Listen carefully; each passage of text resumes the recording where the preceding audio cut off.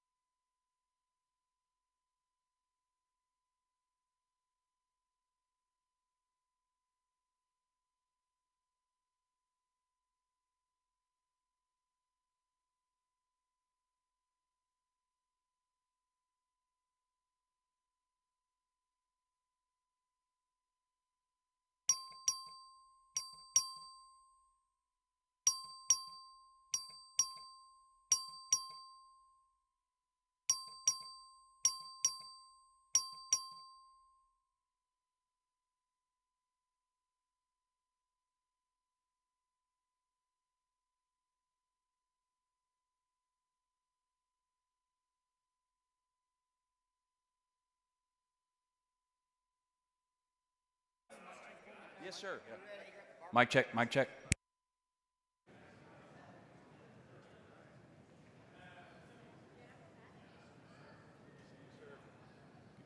Mic check, mic check.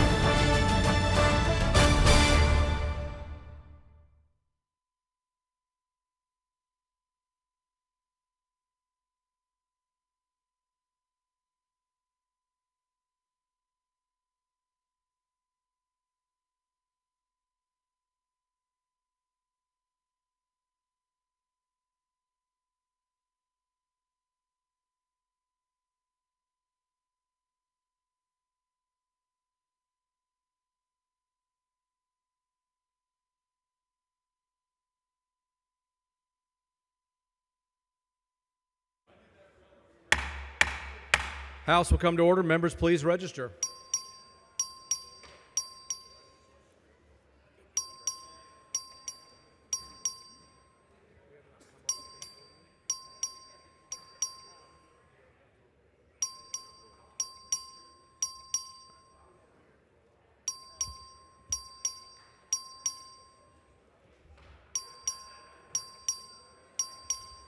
Have all members registered?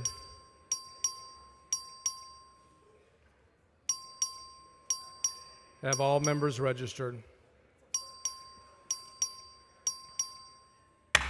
A quorum is present. The House and Gallery, please rise for the invocation, which will be offered by Pastor Scott Wall from the Capitol Commission in Austin.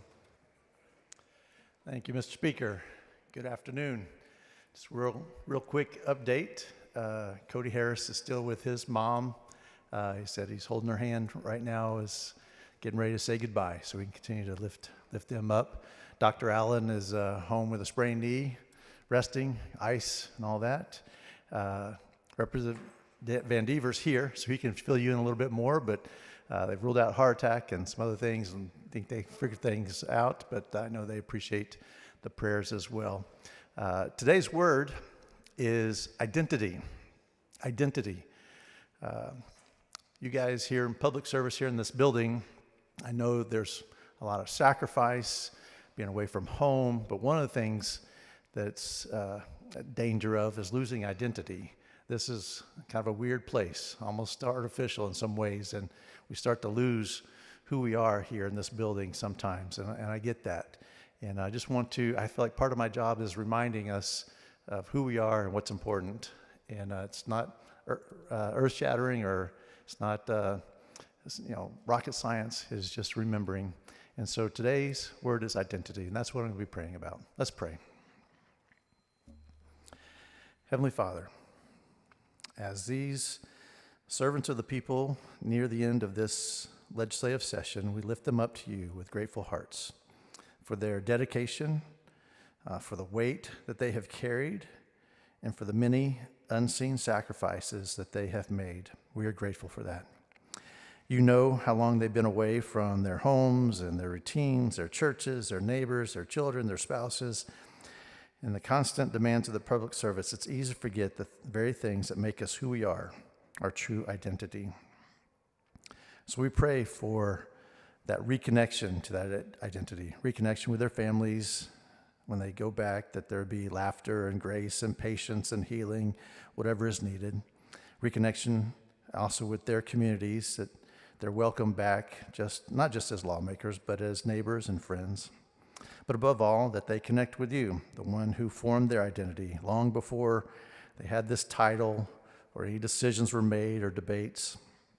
Remind them that they are not defined by the outcomes of this session, nor by the praise or criticism of others. They're yours, created in your image, called for a season, but rooted in something eternal. And as they return home, maybe they remember who they are. They are spouses and parents and sons and daughters, servants of their communities, but most of all, they are created by you and loved by you. In your Son Jesus' name I pray. Amen. Chair recognizes the Honorable Ben Bumgarner to lead us in the pledges of allegiance to the United States and Texas flags. Thank you, Mr. Speaker. Members, guests in the gallery, please join me in saying the pledges to the greatest country in the world and to the greatest state in the Union. I pledge allegiance to the flag of the United States of America and to the republic for which it stands, one nation, under God, indivisible, with liberty and justice for all. Honor the Texas flag. I pledge allegiance to thee, Texas, one state, under God, one and indivisible. God bless Texas.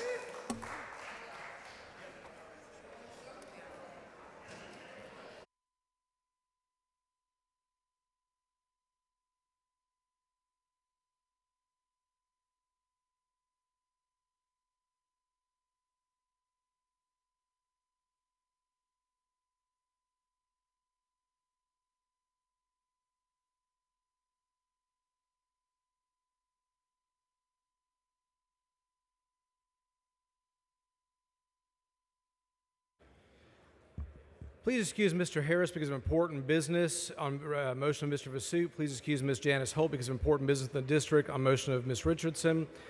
Please excuse Ms. Morales-Shaw because of important business in the district on motion of Ms. Goodwin. Please excuse Mr. Shatson because of important business in the district on motion of Mr. Luther.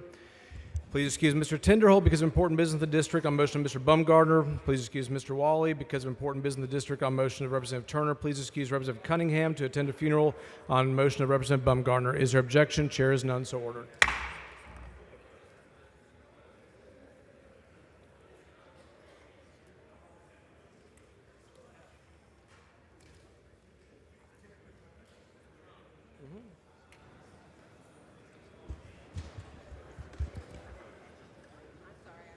Mr. Speaker, Mr. Doorkeeper, Mr. Speaker, I have a messenger from the Senate at the door. admit the perhaps. messenger. Thank you, Mr. Speaker. I am directed by the Senate to inform the House that the Senate has taken the following action. The Senate has passed the following measures. HCR 153, McLaughlin, designating Pearsall as the official lineman capital of Texas for a 10-year period ending in 2035. HCR 166, Metcalf, instructing the enrolling clerk of the House to make corrections in HB number 4187. HCR 168, Tepper, instructing the enrolling clerk of the House to make corrections in HB 126. SCR 54, Schwertner, instructing the enrolling clerk of the Senate to make corrections in SB 2268. The Senate has concurred in the House amendments to the following measures. SB 7, 31 ayes, 0 nays. SB 57, 31 ayes, 0 nays. SB 66, 31 ayes, 0 nays. SB 140, 31 ayes, 0 nays. SB 413, 31 ayes, 0 nays. SB 437, 30 ayes, 1 nay. SB 467, 31 ayes, 0 nays. SB 506, 24 yeas, 7 nays. SB 510, 20 yeas, 11 nays. SB 512, 30 yeas, 0 nays, 1 present not voting. SB 571, 30 yeas, 1 nay. SB 710, 31 ayes, 0 nays. SB 785, 30 ayes, 1 nay. SB 800, 31 ayes, 0 nays. SB 850, 31 ayes, 0 nays. SB 863, 31 ayes, 0 nays. SB 865, 31 ayes, 0 nays. SB 904, 28 yeas, 3 nays. SB 905, 31 ayes, 0 nays. SB 973, 28 yeas, 3 nays. SB 974, 23 ayes, 8 nays. SB 1191, 31 ayes, 0 nays. SB 1281, 31 yeas, 1 nay. SB 1300, 29 yeas, 2 nays. SB 1362, 20 yeas, 11 nays. SB 1504, 21 yeas, 2 nays. SB 1522, 31 yeas, 0 nays. SB 1564, 30 yeas, 1 nay. SB 1579, 28 yeas, 3 nays. SB 1580, 31 yeas, 0 nays. SB 1723, 30 yeas, 1 nay. SB 1760, 31 ayes, 0 nays. SB 1838, 31 yeas, 0 nays. SB 1923, 31 yeas, 0 nays. SB 1946, 30 yeas, 1 nays. SB 1957, 23 yeas, 8 nays. SB 1964, 30 yeas, 1 nay. SB 2167, 31 yeas, 0 nays. SB 2221, 31 ayes, 0 nays. SB 2321, 31 ayes, 0 nays. SB 3268, 31 ayes, 0 nays. SB 2407, 31 yeas, 0 nays. SB 2477, 23 yeas, 3 nays. SB 2587, 31 yeas, 0 nays. SB 2615, 20 yeas, 10 nays. SB 2807, 30 yeas, 1 nay. SB 2965, 31 yeas, 0 nays. SB 2986, 26 yeas, 5 nays. SB 3039, 31 ayes, 0 nays. SB 3047, 27 yeas, 4 nays. SB 3070, 31 ayes, 0 nays. SJR 27, 27 yeas, 4 nays. The Senate has granted the request of the House for the following appointment of a conference committee on the following measures. HB 40, Senate Conferees Hughes, Chair. Creighton, Huffman, King, Parker. SB 46, Senate Conferees Perry, Chair. Betancourt, Hughes, Menendez, Parker. HB 119, Senate Conferees Hughes, Chair. Betancourt, Hinojosa, Adam, Colcourse, Parker. HB 705, Senate Conferees Zaffarini, Chair. Blanco, Campbell, King, Nichols. HB 1545, Senate Conferees Parker, Chair. Blanco, Middleton, Paxton, Sparks. HB 2017, Senate Conferees Hagenbu, Chair. Flores, Hancock, King, Parker. HB 2963, Senate Conferees Hall, Chair. Middleton, Nichols, Perry, Sparks. HB 3642, Senate Conferees Hughes, Chair. Hinojosa, Juan Chewy, Nichols, Parker, Paxton. HB 3909, Senate Conferees Zaffarini, Chair. Alvarado, Birdwell, Hall, Hughes. The Senate has adopted the following conference committee reports. HB 300, 31 yeas, 0 nays. HB 2011, 31 yeas, 0 nays. SB 17, 23 yeas, 8 nays. SB 21, 24 yeas, 7 nays. SB 509, 25 yeas, 6 nays. SB 1198, 30 yeas, 1 nay. SB 1506, 27 yeas, 4 nays. SB 1833, 29 yeas, 2 nays. SB 2155, 29 yeas, 2 nays. SB 2601, 31 yeas, 0 nays. SB 2778, 29 yeas, 2 nays. The Senate has taken the following other action. SB 293. The Senate has adopted Senate Resolution 695, notifying the House that the Senate has concurred in the House amendments to SB 293 in all respects except for Section 23 of the House amendments, amending Section 814.103 Government Code, and respectfully requests the House of Representatives to recede from the portion of the House amendments adding Section 23 to the bill and adopt in lieu thereof Section 20 of the Senate version of the bill. See attached Senate Resolution 695. Respectfully, Patsy Spa, Secretary of the Senate.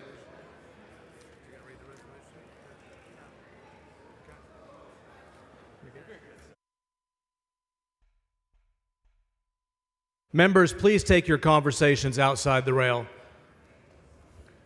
Mr. Speaker, Mr. Moody, parliamentary inquiry. state your inquiry. We just received a message from the Senate. Is there anything on that message relating to Senate Bill 293? Yes, there is. The Senate sustained a germaneness point of order on one section of the House committee substitute. The Senate then adopted a resolution concurring with the remainder of the House amendments, but directing the House to recede from Section 23 of the House version and replace it with Section 20 of the Senate version. The Senate effectively requested the House to adopt a Senate amendment after the House passed its version of the bill, which was a committee substitute with floor amendments. Mr. Speaker, Mr. Moody, for what purpose? parliamentary inquiry. State your inquiry. To your knowledge, has anything like this ever been done before? Mr. Moody, not to my knowledge. There have been a few recent instances of the House and Senate receding from the body's amendments, but in those instances, the body receded from all of the body's amendments. When the House adopts a committee substitute with floor amendments to a Senate bill, there is no authorization for a portion. There is no authorization under House rules or precedent for the House to recede from a portion of its amendments. There is certainly no rule or precedent that the chair is aware of that authorizes the Senate to amend House amendments to a Senate bill. The long-standing mechanism to resolve differences between the chambers rests squarely and solely with a conference committee. Mr. Speaker, Mr. Moody, for what purpose? parliamentary inquiry. State your inquiry. So just to confirm, based on your response, the House is not authorized to take the action that's been requested by the Senate? That is correct. Mr. Speaker, Mr. Moody, for what purpose? parliamentary inquiry. State your inquiry. Would it be fair to say that with just 2 days left before sine die, the Senate wants to remove a provision in the bill that would prohibit the increase of former, current, and future lawmakers' pensions any time judicial pay is increased? Mr. Moody, that is not a proper parliamentary inquiry. Mr. Speaker, Mr. Moody, for what purpose? parliamentary inquiry. State your inquiry. Could the House then suspend rules to reconsider Senate Bill 293 and further amend it? No, we cannot. Mr. Speaker, Mr. Moody, for what purpose? parliamentary inquiry. State your inquiry. Why could we not suspend the rules? Because the Senate did not return the bill to us. Thank you, Mr. Speaker.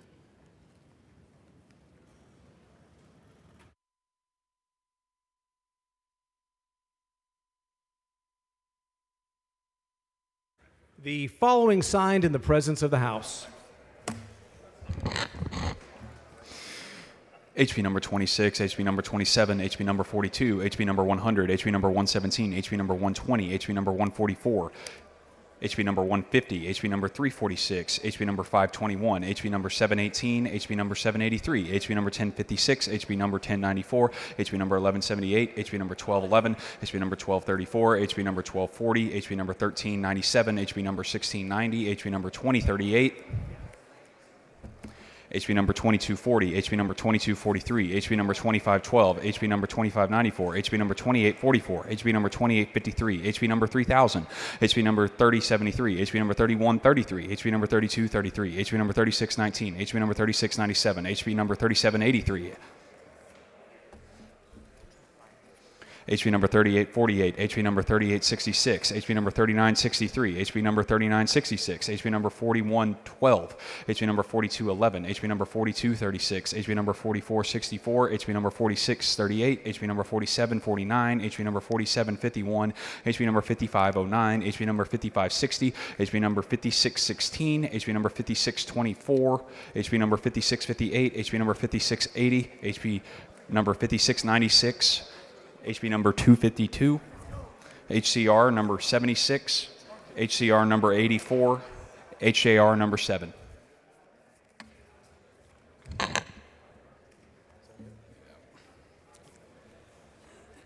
Pursuant to Rule 13, Section 9F, the Chair announces the introduction of H.R. 1491, suspending the limitations on the conferees for HB 3556.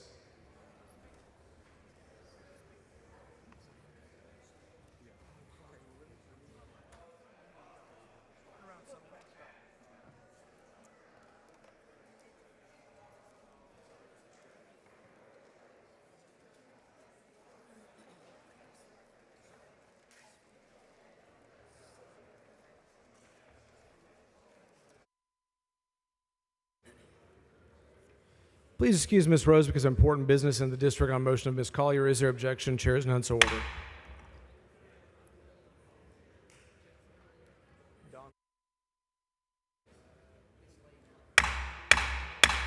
Members, please take your seats. We have a memorial resolution.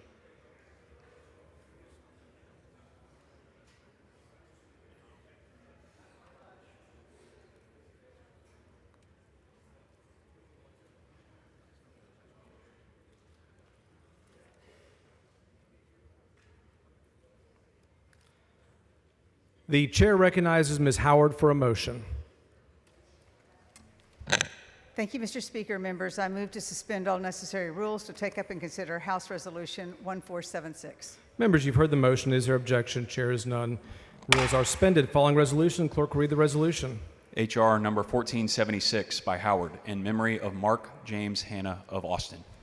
Chair recognizes Ms. Howard to explain the resolution. Thank you, Mr. Speaker and members. I'm proud to honor the life and legacy of Mark Hanna, who was a fixture around this Capitol for many years. Many of you worked with him. Mark was born September 24, 1947, to Keith and Betty Hanna. Mark was a devoted family man, respected attorney, successful lobbyist, and a true statesman. Mark grew up moving and traveling around the country, but he always considered Texas his home. He graduated from Austin High School in 1965 and subsequently enrolled at the University of Texas at Austin, where he earned his bachelor's and law degrees. He was a simple man, driven by his work ethic, brilliant mind, and compassion. During his time in the Capitol, Mark represented the Texas Nurses Association for nearly 30 years and worked to alleviate the longstanding nursing shortage in Texas and improve practice conditions for registered nurses and advanced practice registered nurses. His fierce advocacy helped establish a legal framework for the nursing profession, which the legislature continues to build upon. Mark's legacy at the Capitol extended beyond policy, as his character and level-headed spirit have left a lasting impression. Those who worked alongside him recognized his integrity and deep commitment to collaboration. Mark had a unique ability to steer clear of unnecessary conflict, always opting for thoughtful dialogue and practical solutions. He approached every policy challenge with a steady hand, often crafting amendments that brought competing interests into alignment, all while having a polished appearance and composed presence. Outside of his professional work, Mark had a deep love and appreciation for the outdoors, instilled in him from his earliest days as a Boy Scout and Eagle Scout. He found joy in horseback riding, hiking, boating, fishing, and duck hunting. But most of all, he cherished playing with his yellow British Labs, Ace, Jock, and Rip. Mark is survived by his beloved wife of 45 years, Debbie Hanna, his son Mark James Jr., Todd, and Trent Hanna. He loved his family deeply and lived a life devoted to their happiness and well-being, whose grief today is immeasurable. Members, please join me in honoring Mark Hanna's extraordinary commitment to public service, public health, and to the people of Texas. His legacy is one of enduring impact, grounded in a belief that good work done with humility and heart can truly make a difference. I move passage. Members, you've heard the motion. All those in favor, please rise and join us in observing a moment of silence.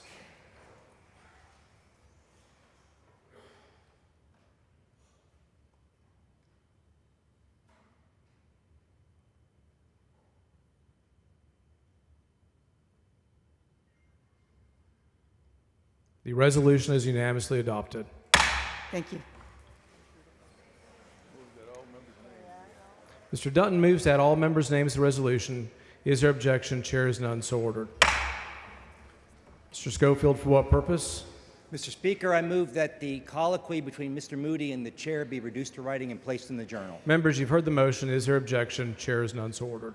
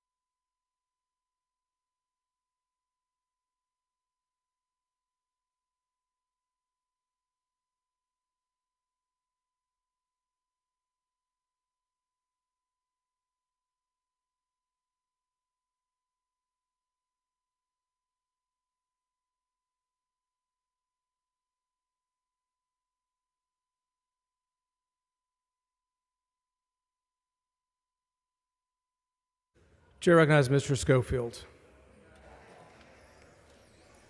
Mr. Speaker, I move to suspend all necessary rules to take up and consider House Resolution 1325 honoring Rishi Tiramulasudi of Katy. Members, you've heard the motion. Is there any objection? Chair is none so ordered. Following resolution, clerk will read the resolution. H.R. number 1325 by Schofield, congratulating Rishi Tiramulasedi of Katy on winning first place at the 2025 Texas State Finals of the National Civics Bee. Chair has Mr. Schofield.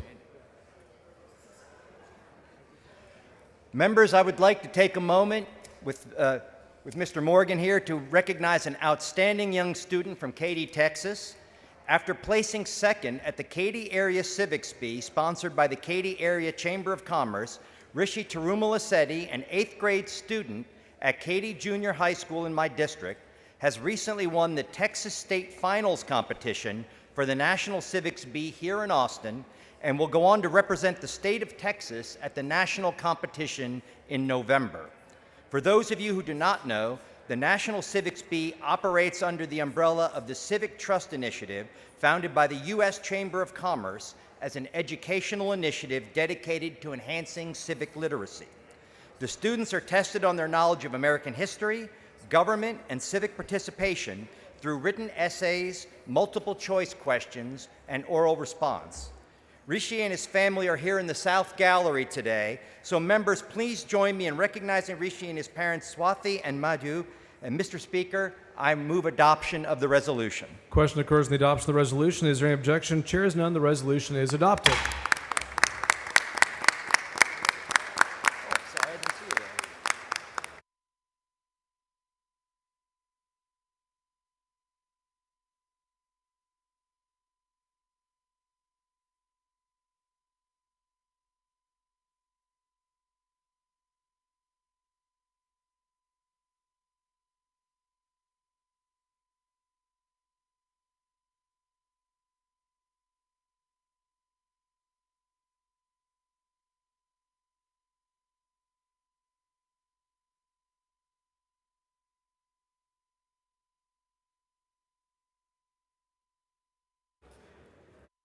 Chair recognizes Mr. Van Dever. Thank you, Mr. Speaker. Members, I just want to take an opportunity to thank you. We had a very scary 24 hours, and I want to let you know that my wife, Pam, is doing much better. They ruled out heart attack and ruled out all of the serious issues. Thank you. Very much answered prayers, and I just want I was reminded of a couple of things. One is that when any of us face issues and challenges, the rest of this body is quick to come in and lift that one up. And I experienced that yesterday. I just want to tell you how much it meant to me and to her and to our entire family. And then the other thing I want to let you know it reminded me of, that we need this reminder every now and then. The work we do here is very important, but it's not most important. And so that was a great opportunity to just remember that we're here to represent our districts, but we are also members of families, members of our communities, members of Texas, and citizens of Texas. And by the way, there were some some people yesterday, total strangers, who really renewed my faith in Texans and in people. Sometimes it's hard to remember, easy to forget, there are good people in this world.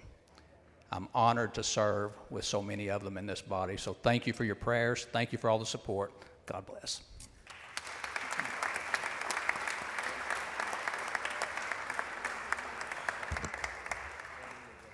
Please excuse Mr. Harless because of important business on motion of Mr. Darby. Is there objection? Chair is none so ordered.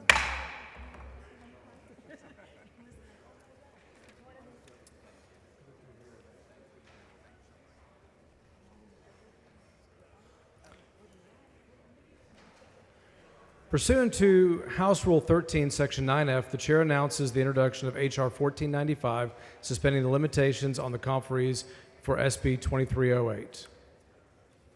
Pursuant to House Rule 13, Section 9F, the chair announces the introduction of H.R. 1496, suspending limitations on the conferees for House Bill 3642. Chair recognizes Mr. Bumgarner. Thank you, Mr. Speaker. Members, I just want to take a moment to wish my wonderful wife a happy birthday today. She turned a vibrant 21, and I can't wait to celebrate you, and I love you, lady. Bye.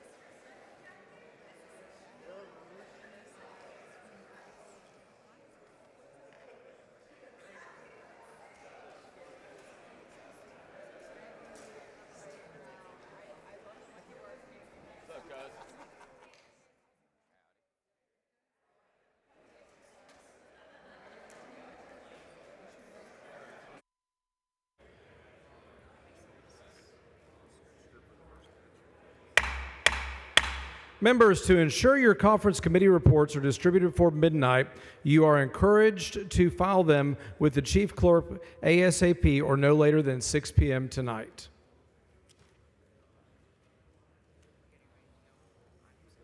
Members, we're getting ready to go on the items eligible calendar.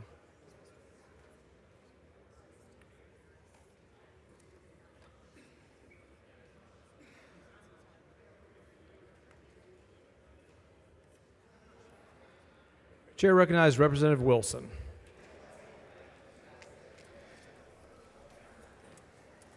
Mr. Speaker, I call up the Conference Committee report, House Bill 300.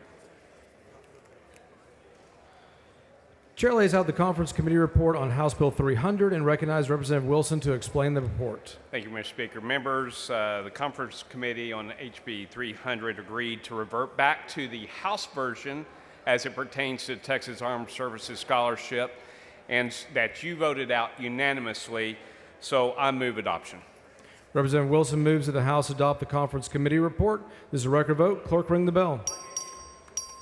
Sweeter voting aye. Ms. Garcia Hernandez voting aye. Have all members voted? Mr. Alcott voting aye. 121 ayes and 8 nays. The conference committee report is adopted.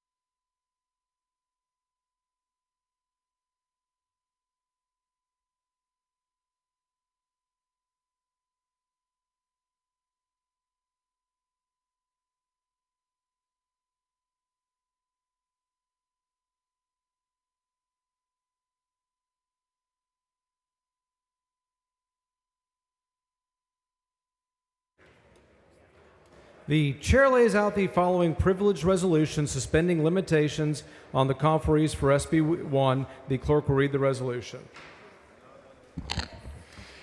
H.R. number 1446 by Bonin, suspending limitations on the conference committee jurisdiction for SB 1. Chair has Dr. Bonin to explain the resolution. Thank you, Mr. Speaker.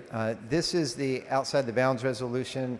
As has been the case as long as I've been working on the budget, there are items that are in neither chamber's version of the budget, in part because often they're in the supplemental. And as we're moving items back and forth, we end up going outside of the bounds. And I move adoption of this resolution. The question occurs, the adoption of the resolution. Record vote. Clerk, ring the bell.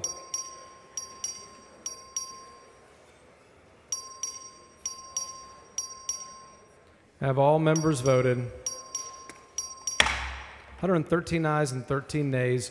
The resolution is adopted. Chair recognizes Representative Bonin. Mr. Speaker, I call up the conference committee report on Senate Bill 1. Chair lays out the conference committee report on SB 1 and recognizes Representative Bonin to explain the report. Thank you, Mr. Speakers. The conference committee report to Senate Bill 1 represents the biennial budget for fiscal years 26 and 27. This is a very responsible, balanced budget that falls within all of our constitutional and statutory spending limits, and it meets the needs of our rapidly growing state.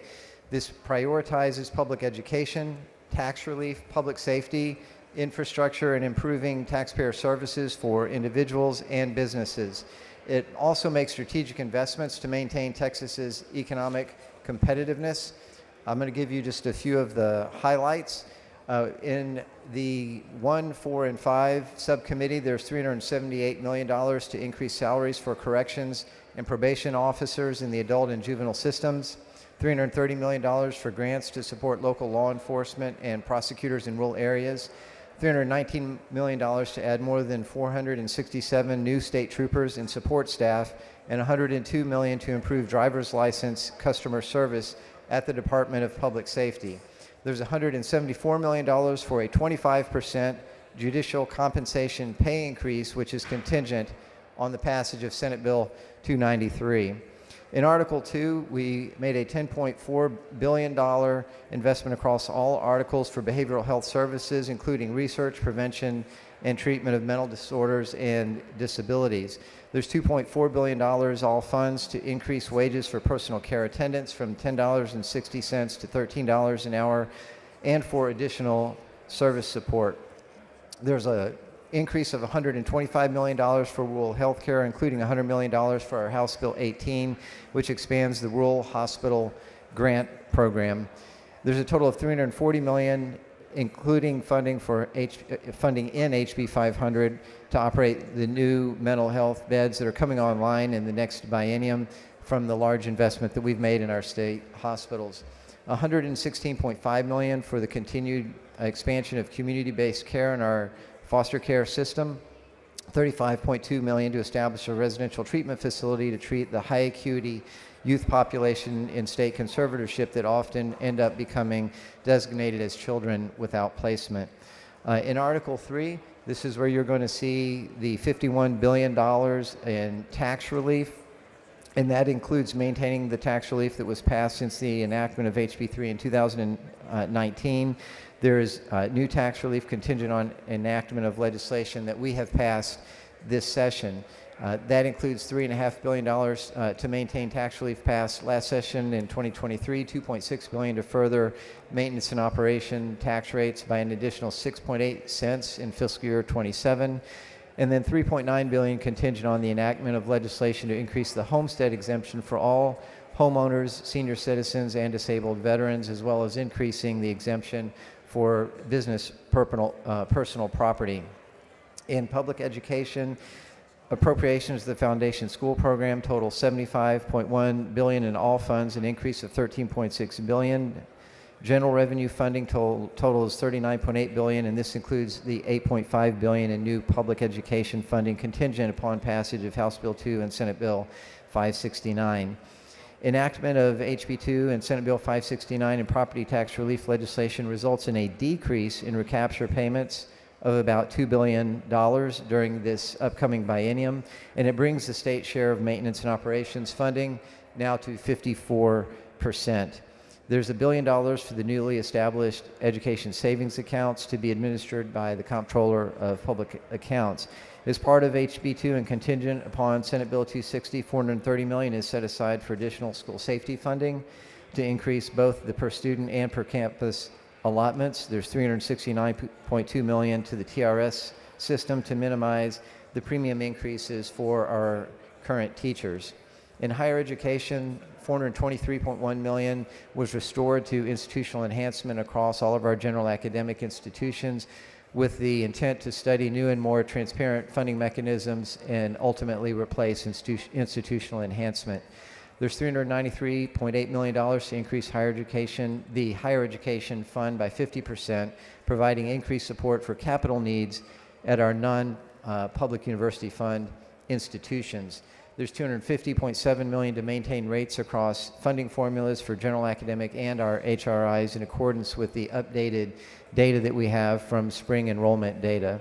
There's $1.85 billion to maintain the increased state contribution of 88.6% to the higher education group insurance program, and $214 million to maintain the state funding of 73.9% of waived tuition in the Hazelwood Legacy program. And this is a very significant increase from the historic previous low of about 14% in prior fiscal years. Mr. Speaker, Mr. Money, for what purpose? parliamentary inquiry. State your inquiry. Are we still operating under the 10-minute rule, or will there be time for questions at the end of Mr. Bonin's layout? 10-minute rule is in effect the last several days of session. Okay. Mr. Speaker, Mr. Money, for what purpose? will the gentleman yield for some questions? Gentleman Sure, yield for happy to questions? yield for questions. He's happy to yield for questions.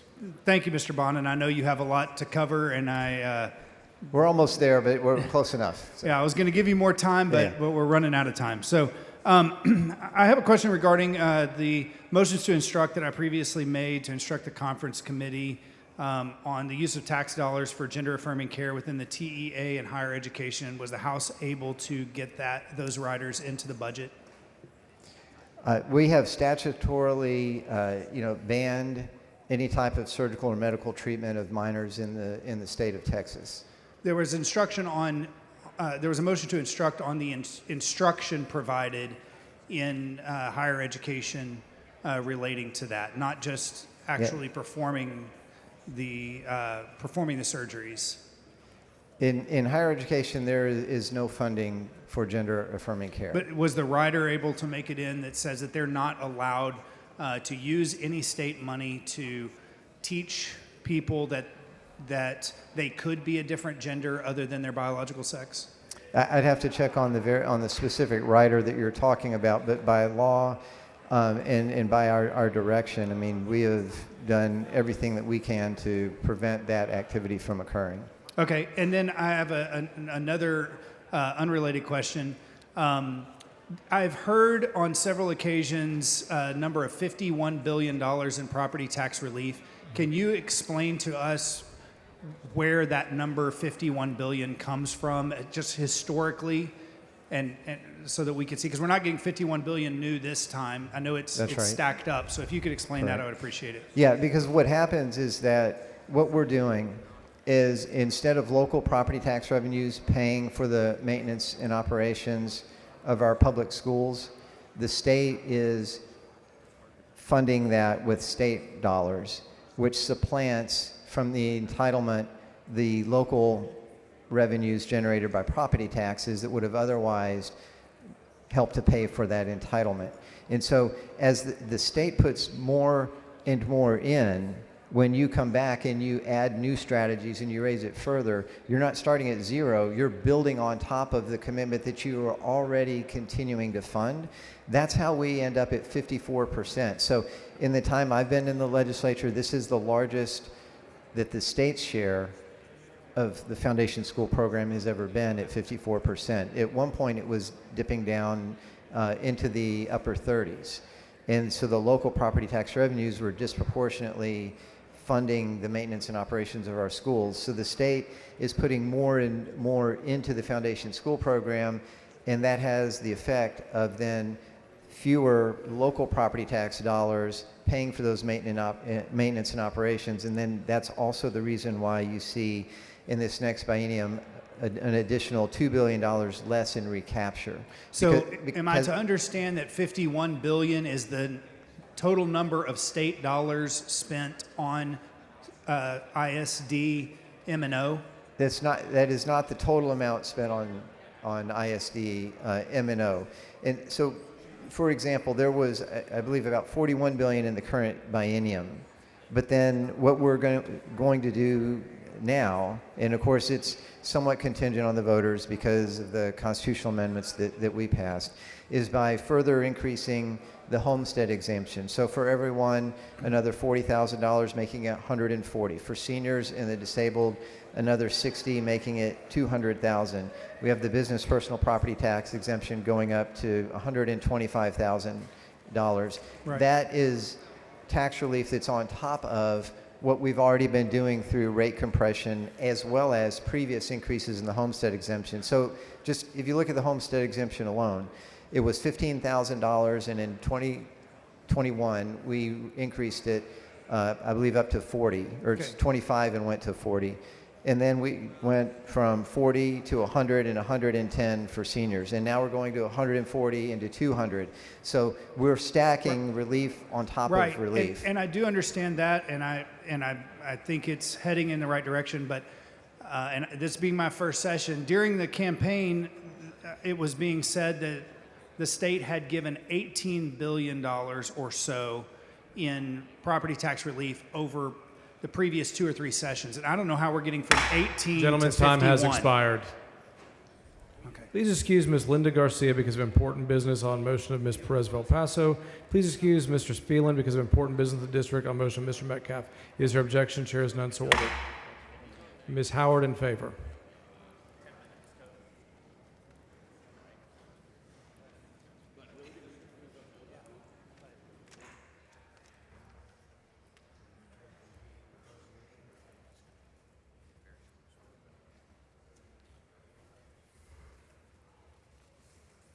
Thank you, Mr. Speaker. Members, this came up more quickly than I thought, so I'm not totally prepared, but I want to make a few comments.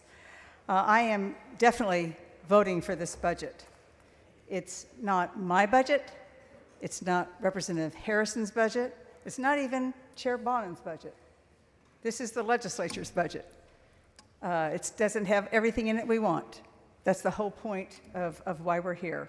It's a compromise with the Senate, as was the House Bill 500 supplemental, and any compromise doesn't include everything we fought for in the House. For example, the House Article 2 subcommittee proposed an hourly base wage of $14 for most community care attendants and $17.50 per hour for home and community-based services. The conferees went with $13 an hour. Currently, their hourly base is, we raised it last time to up to $10.60 an hour. These are critical need people to take care of vulnerable Texans, and we have not gotten anywhere near where we need to be, but we did get something. We started this session with the comptroller telling us that we had almost $24 billion general revenue balance expected by the end of fiscal 2025. I'm going to use the spelling bee winner's word if I can say it, éclaircissement, which apparently is to clarify, to enlighten. And I want to clarify the surplus. For many, this sounds like the solution to our budget problems. The Appropriations and Finance Committee had to solve this session, but that's not the case. Surplus was and never is a pile of money that we can just take from until it's depleted. Much of our surplus was spent last session or the session before when we made budget promises to the people of Texas that we now need to keep. Just like future surpluses will not actually be a surplus because we have made some big promises to the people of Texas this session. The balanced so-called surplus included $7.3 billion that has accumulated unspent in hundreds of general revenue dedicated accounts. State law legally dedicates all this money to a specific purpose, like reducing air pollution or plugging abandoned oil wells, but when we legislators don't appropriate that money, the comptroller can use it to certify the budget to say that it balances. Another part of that $24 billion surplus balance included $6.6 billion in federal COVID relief dollars that will no longer be available to pay for TDCJ prison payroll and benefit costs.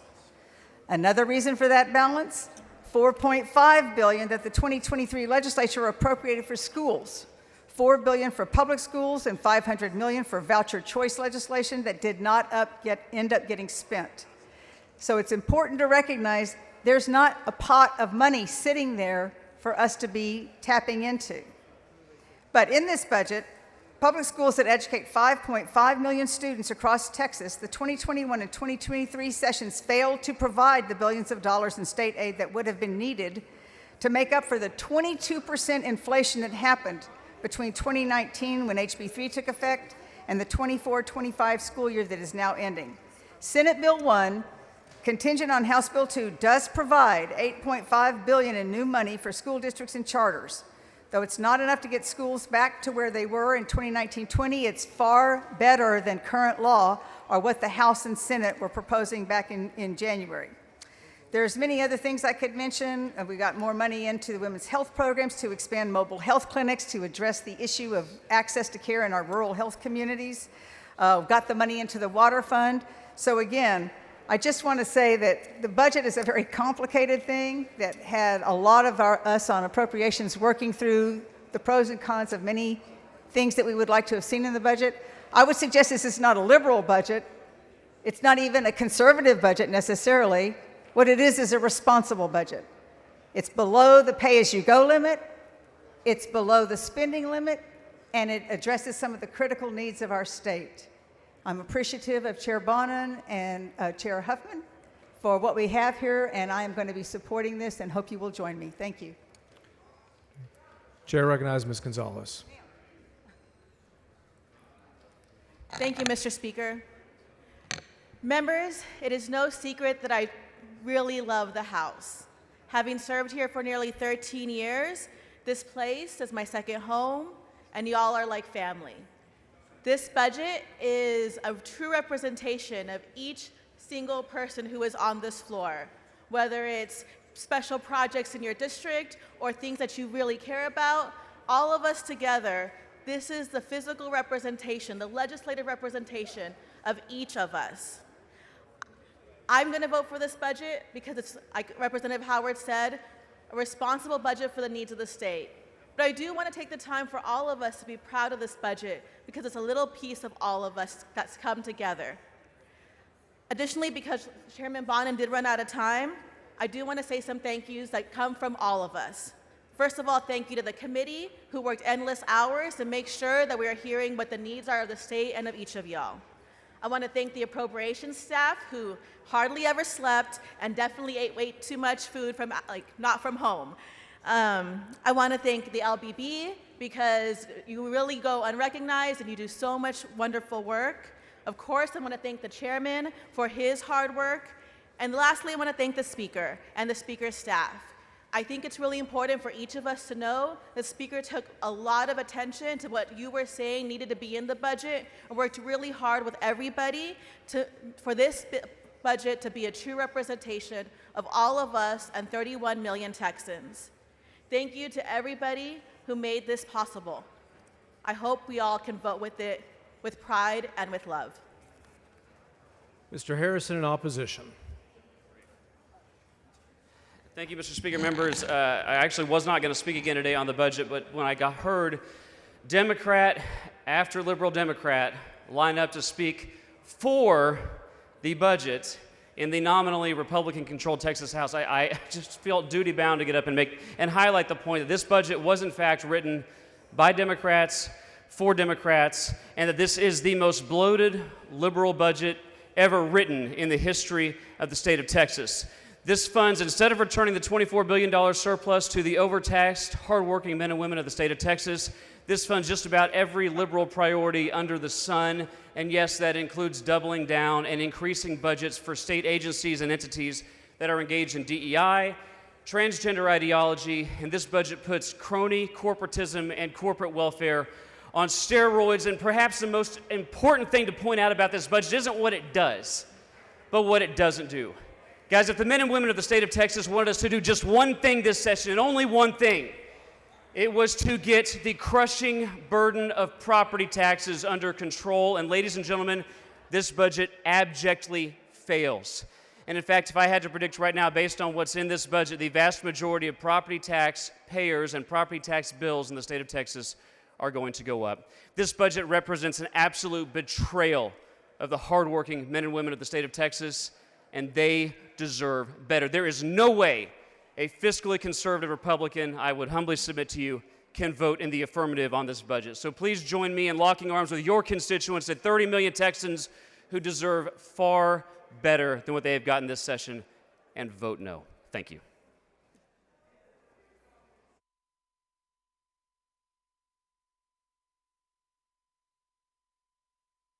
Dr. Bonin has moved that the House adopt the conference committee report on SB 1. This is a record vote. Clerk, ring the bell.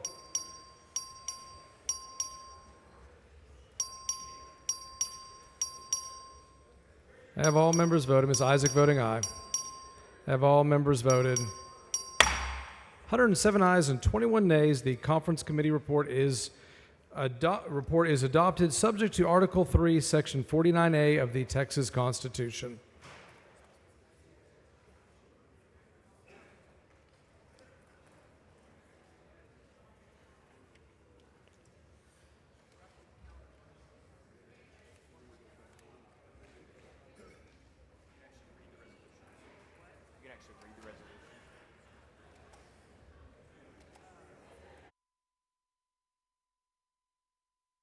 The chair lays out the following privileged resolution. The clerk will read the entire resolution.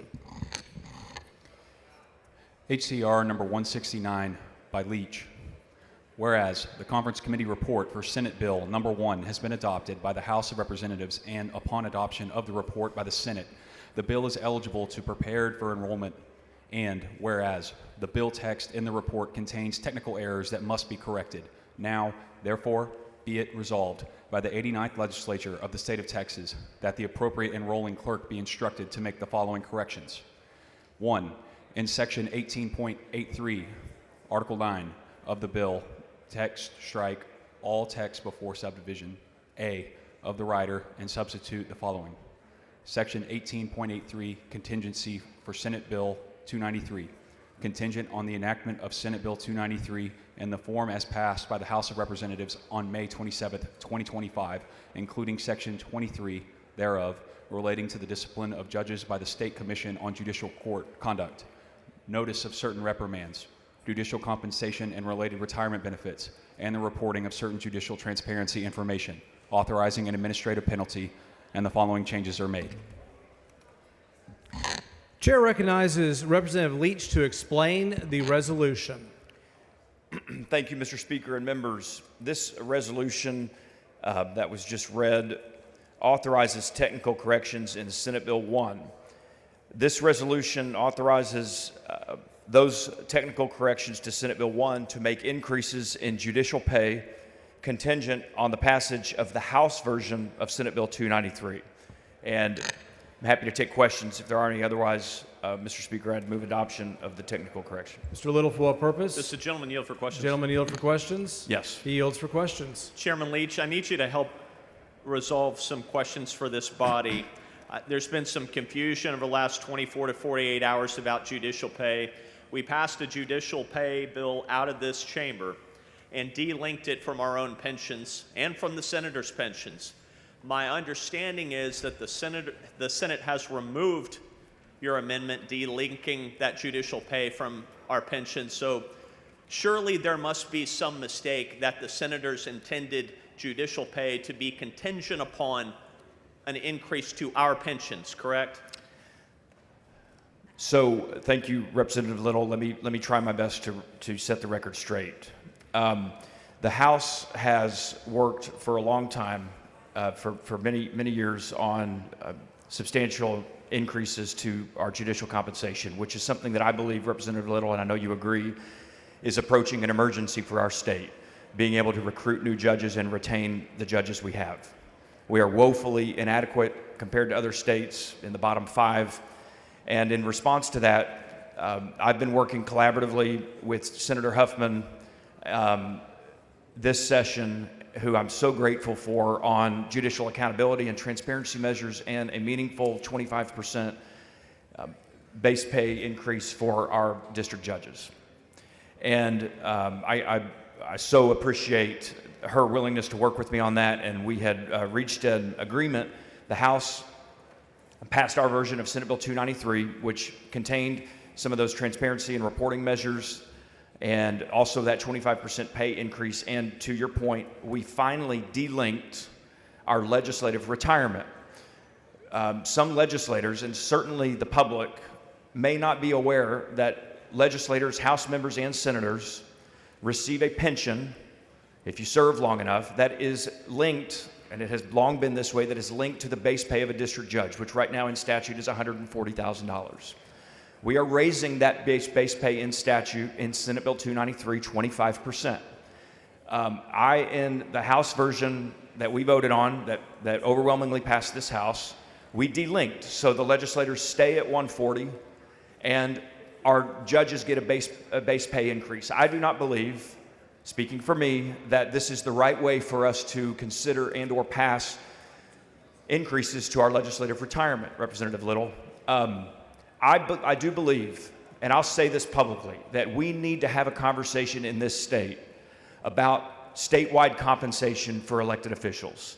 We need to have a conversation about what we pay the governor. We need to have a conversation about what we pay the lieutenant governor, the speaker, all of you. I am concerned that we are keeping good people from running for office because they can't afford it. And I'm willing to and eager to have that conversation with each of you, with my constituents, with my grassroots. I think it's the conservative position and the conservative policy for this state for us to make serving in office affordable. So I was hopeful that the Senate would concur with our changes. I was expectant that they would. They attempted to, although I don't think they did it the right way last night, send it back over to us, whereby we would increase judicial pay and also give ourselves and the senators a legislative pension increase. I don't know if that was their intent, but that is not something that I am willing to do. Well, Chairman Leach, I think it was very clear from the State of the Judiciary address from Supreme Court Justice Blacklock that there is an emergent need for an increase for judicial pay in this state. I think everyone in our chamber, or almost everyone, agrees with that. I just don't think it was the Senate's intent, surely, to force the members of this chamber to vote themselves an emolument or some benefit from the state of Texas in order to address that emergent need. Do you think that that was what the intent was? I don't want to. I've had a number of conversations with senators over the past many days about this, and I don't want to suppose their intent. I will tell them that Senate Bill 293 is not in front of this body right now. Senate Bill 293, even with what the Senate did last night, is still over in the Senate. So I know you've been getting calls from your judges today who are concerned about what the House might do. We have no Senate Bill 293 in front of us. The Senate still has an opportunity and time left in this session to approve substantial, much-needed, long-awaited pay raises for our judges. All they have to do is to vote yes to concur with Senate Bill 293. That would delink us, and Representative Patterson just came up to me and made sure I made clear to you and to the public that we do not receive a $140,000 pension. It is simply a percentage of that $140,000. So I wanted to clear that up.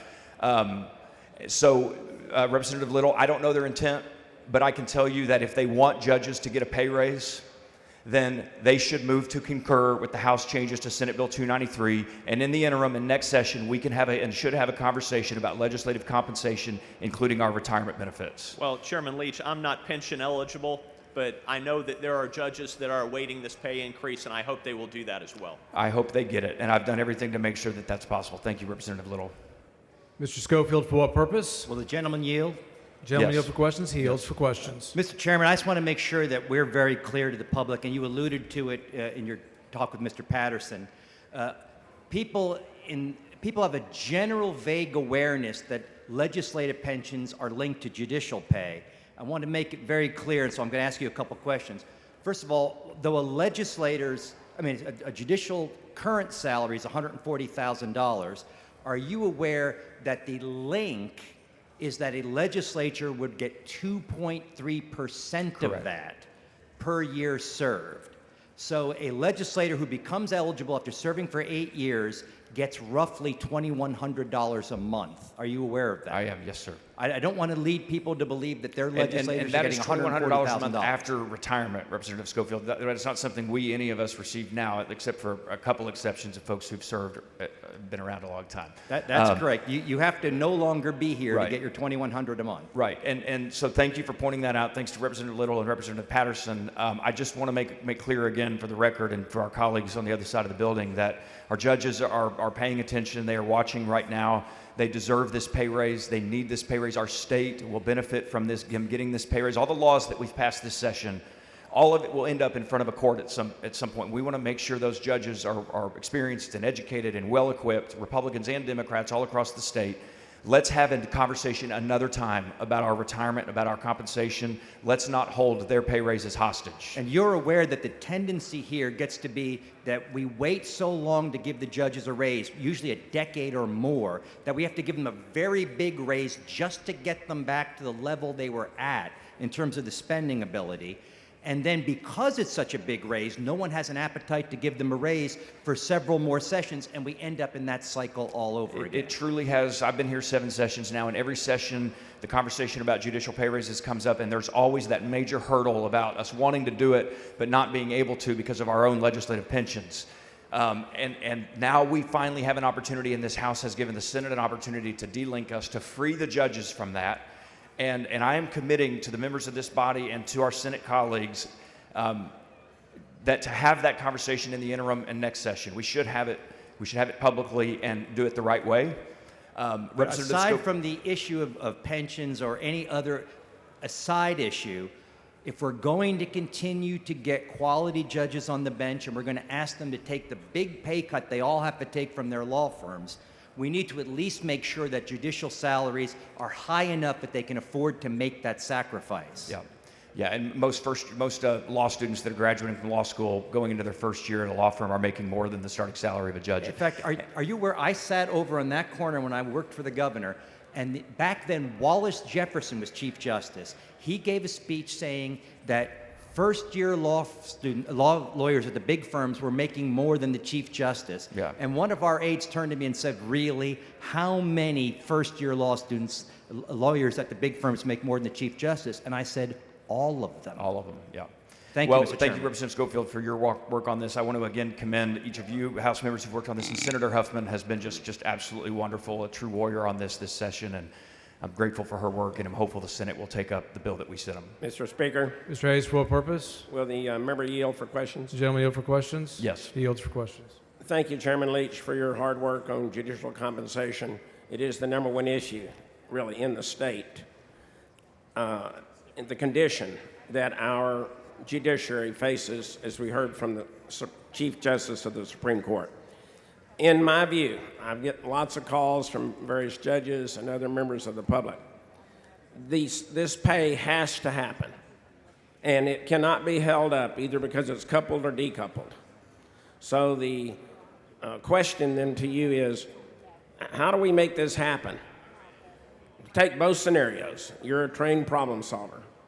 One with decoupling, which I supported you in committee, supported it here on the floor. But if the Senate is hell-bent to have it coupled, how do we get that done? Maybe we couple it, maybe we don't couple it. But we get the judges the pay they deserve and we so desperately need. Representative Hayes, thank you for your work on this and for your questions. I will tell you that I do not believe it is appropriate or timely for us right now to be giving ourselves a pension increase. I just do not principally believe that, nor can I support it. We have worked really hard in crafting this piece of legislation to make that possible for us to not get a legislative pension increase and compensate our judges accordingly and fairly. Even if there was disagreement in the Senate, there is no bill in front of the House right now. Senate Bill 293 is not over here, nor was it sent back over here. The move right now would be for the Senate to concur, to give our judges a pay raise, which I'm still hopeful and expectant that they will do, and we'll just commit to having that conversation in the interim, because I don't disagree with you. The day is young. Keep working hard. Find a solution, and thank you so much for your work. I'm trying my best. Hold on. Mr. Diallo, for what purpose? Gentleman, yield for questions. Gentleman, yield for questions. Yes. Chairman Leach, first of all, thank you for your leadership on this. There are a couple of things that I think the body would benefit from, and that is, this pay raise discussion has been in the works for a while, and there are judges across the state and many in Harris County who have said, you know what, depending on that, I will stay. And they've stayed on expecting this. I say that because not coming through with a pay raise and a much-deserved, much-needed pay raise will have an effect, a very negative effect on our judiciary across the state, in particular in Harris County, which I'm most familiar with. So I say that just to again, belabor the point just a bit, but also... The gentleman's time has expired. No extensions. Thank you for your work on this. Representative. Mr. Speaker, I move adoption of the technical correction. The question occurs on the resolution.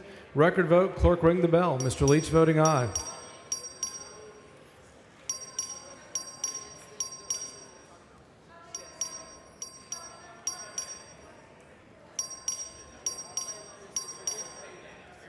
Have all members voted? Have all members voted? 107 ayes and 21 nays. The resolution is adopted. Please excuse Ms. Morales of Harris because of important business in the district. On motion of Mr. Bryant, is there objection? Chair is none, so ordered.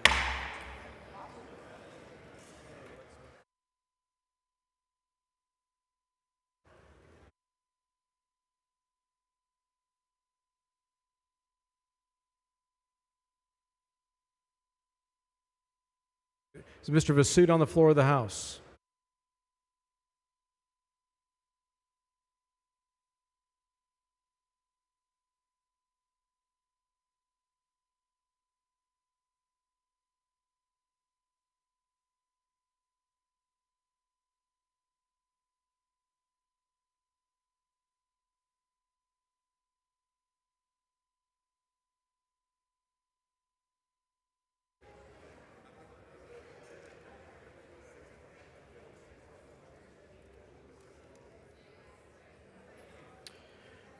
The chair recognizes Representative Guillen. Thank you, Mr. Speaker. I call up the Conference Committee report on Senate Bill 2601. Members, the chair lays out the Conference Committee report on Senate Bill 2601 and recognizes Representative Guillen to explain the report. Thank you, Mr. Speaker. Members, the Conference Committee report for Senate Bill 2601 reflects the House version of the bill plus the following tweaks. Number one, it maintains the name of the program. Number two, it tweaks the explanation of real property. It removes investment revenue and gifts from the list of sources of funding, and it removes the creation of a standardized police report template by the OAG, and it maintains the expiration of the program 2 years after the funding runs out, as it currently is in statute. They're all good changes, and so I move adoption. Members, Representative Guillen moves that the House adopt the Conference Committee report on Senate Bill 2601. This is a record vote. The clerk will ring the bell. Have all members voted? Show Mr. King voting aye. Show Mr. Harrison voting aye. Have all members voted? There being 129 ayes, 0 nays, the conference committee report is adopted. Members, we're going to take a little expedition to page 4. The chair recognizes Mr. Capriglione for a motion.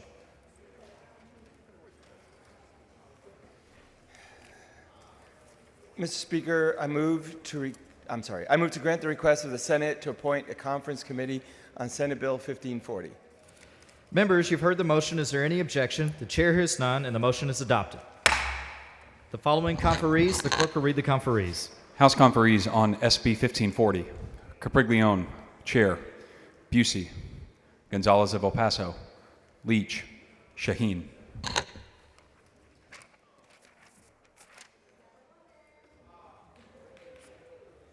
Members, we're going back to the regularly scheduled program. Page 1. It's the one with the 1 at the bottom. The chair recognizes Representative Shaheen. Thank you, Mr. Speaker. I call up Conference Committee Report on SB 37.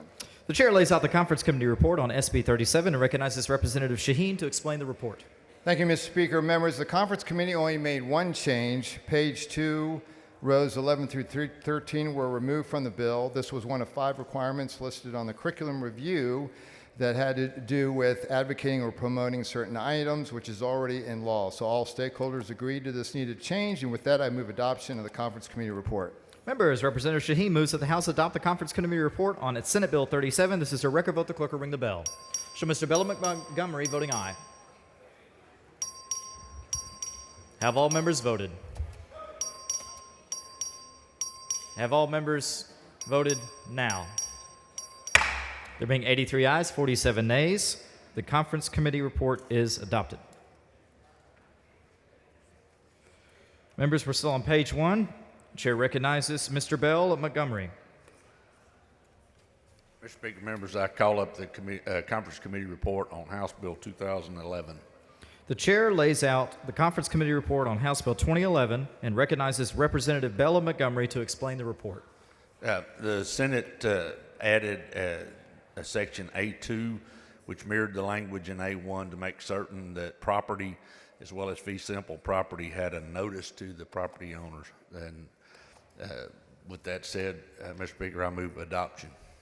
Members, Representative Bell of Montgomery moves that the House adopt the conference committee report on House Bill 2011. This is a record vote. The clerk will ring the bell. Show Mr. Bell of Montgomery voting aye.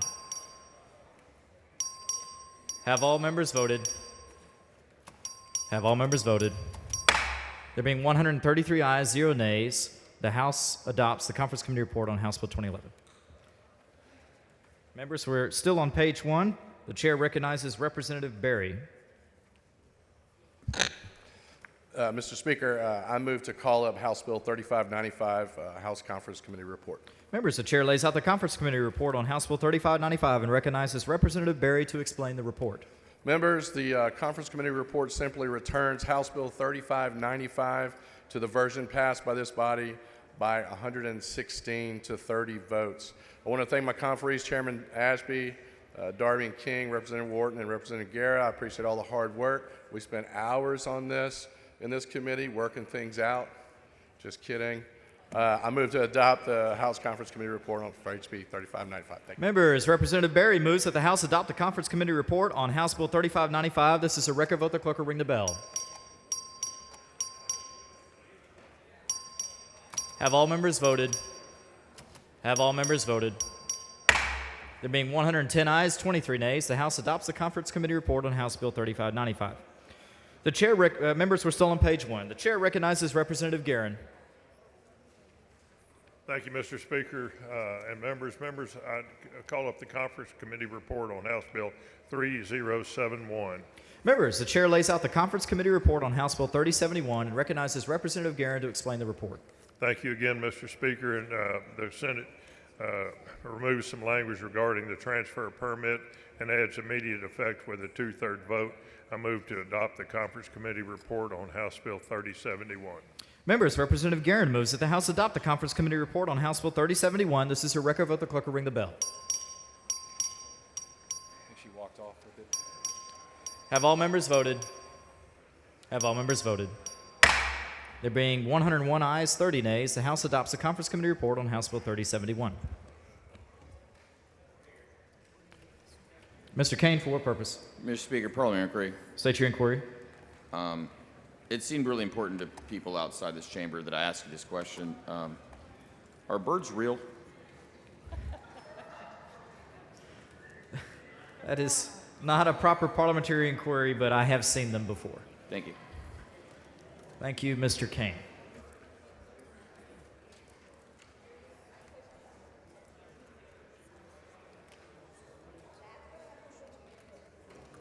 Members, we're going to be on page 2 now. The chair recognizes Representative Metcalf. Thank you, Mr. Speaker. I call up Conference Committee report on House Bill 3372. The chair lays out the Conference Committee report on House Bill 3372 and recognizes Representative Metcalf to explain the report. Thank you, Mr. Speaker. Members, Conference Committee adopted Senate amendments clarifying that only applicable administrators can receive financial benefits specifically under subsections B2 or 3. And we added a slight modification that excludes school trustees explicitly from the definition of administrator. Move passage. Members, Mr. Metcalf, well, hold up, Mr. Metcalf. Ms. Gervin Hawkins, for what purpose? Will gentleman yield? Gentleman yield for questions. Happy to. Gentleman yields. Representative Metcalf, this is the bill we talked about in terms of school personnel being paid. That's correct. For services. And I just want to be clear. So if a individual did services for another district, could they still not get paid? This does not affect charter schools, to be clear. This is public school district employees such as superintendents, assistant superintendents, and it is designed to prohibit the acts that are currently occurring whenever they go and work for another company and sell that product to their very district. So to be clear, Representative, I'm not just interested in charter schools. I'm interested in all public schools. Understood. So you're saying if they go and work for another company, they can't sell it? That's correct. They cannot sell that product or curriculum to their district that they work for. So let me be even more clear. So a lot of our retired and some active superintendents become managers. You know, if a school is taken over, you know how they put the board of managers in? Right. If you are a current superintendent at any school and you can't serve as a board of manager because you're getting paid because of the other school takeover? I'm not familiar with that practice. What this is about if you have a superintendent or assistant superintendent and they are working for another company, what they'll do, they'll go up and set an LLC up, and then they'll work for that LLC and sell products and material, curriculum to the very same school district that they work for. So they're double dipping. Is it just product and materials, or is it services also? The services also. Does this impact anyone who has worked for TEA? I'm not familiar with that. No, that's not addressed in here. So I wonder. So your bill is bracketed basically to a high-level employee, we'll say. That's correct. It's high-level employee. This doesn't affect teachers, counselors, anything like that. This is strictly your top-tier personnel at the school district. And they cannot. What if they're currently a superintendent? They still can't. That's correct. So whether they're a current superintendent or if they work for another company, they can't. That's correct. Thank you, Representative. You got it. Thank you. Move passage. Members, Mr. Metcalf moves that the House adopt the Conference Committee report on House Bill 3372. This is a record vote. The clerk will ring the bell.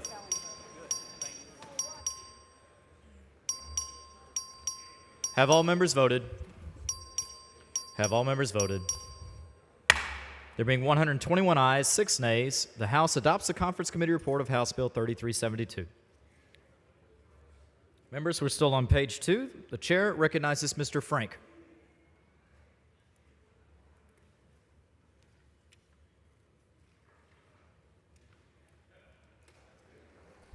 Mr. Speaker, I call up the Conference Committee report on SB 457. Members, please excuse Ms. Ward Johnson because of important business in the district on motion of A. Davis of Dallas. Is there objection? Chair is not so ordered. The chair lays out the Conference Committee report of Senate Bill 457. Recognizes Mr. Frank to explain the report. Okay, members, SB 457 aims to increase accountability for taxpayer dollars and increases the quality of care for the state's 80,000 nursing home residents. There were 4 changes the House made that we considered in the Conference Committee. The House decreased the required expense ratio from 85% to 80%. The Conference Committee kept that change. The House added housekeeping staff to the list of expenses. The committee kept that change. And the House made 2 changes to the exemption on the CMS STAR quality rating system. The committee removed 1 of those. So there were 4 changes that were made. I love the way the bill ended up, and I move to adopt the Conference Committee report on SB 457. Members, Mr. Frank moves that the House adopt the Conference Committee report of Senate Bill 457. This is a record vote. The clerk will ring the bell. Have all members voted? Have all members voted? There being 111 ayes, 19 nays, the House adopts the Conference Committee report for Senate Bill 457.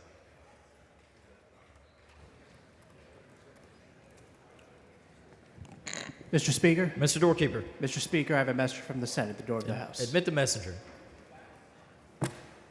Thank you, Mr. Speaker. I am directed by the Senate to inform the House that the Senate has taken the following action. The Senate has passed the following measures. HCR 88, Low, sponsor Hall, commemorating the 250th anniversary of the battles of Lexington and Concord. HCR 137, Low, sponsor Hall, commemorating the 50th anniversary of the conclusion. Thank you, Mr. Messenger. Mr. Kane, the candy's in my drawer.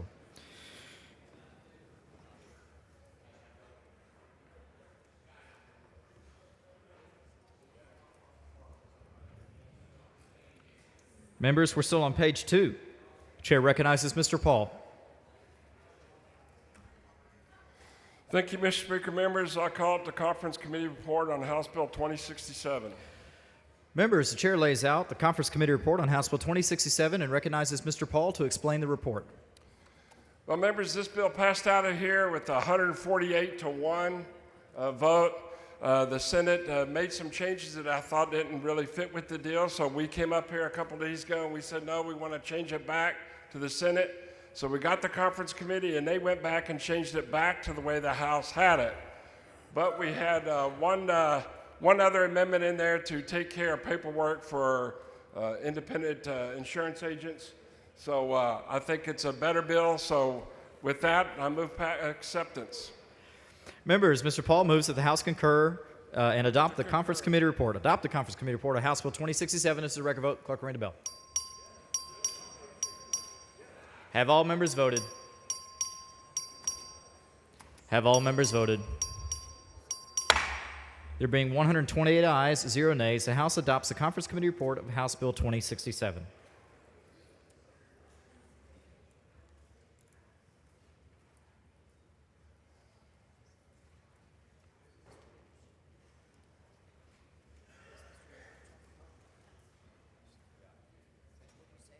Oh, is Mr. Leach on the floor of the House? Hello.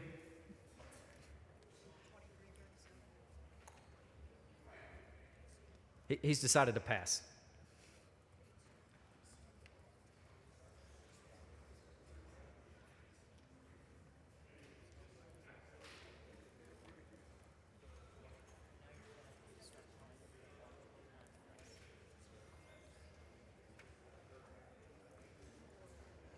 It's Mr. Morales of Maverick on the floor of the House.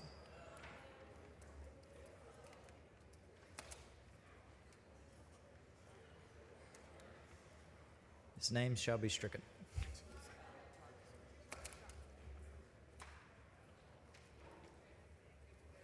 Temporarily.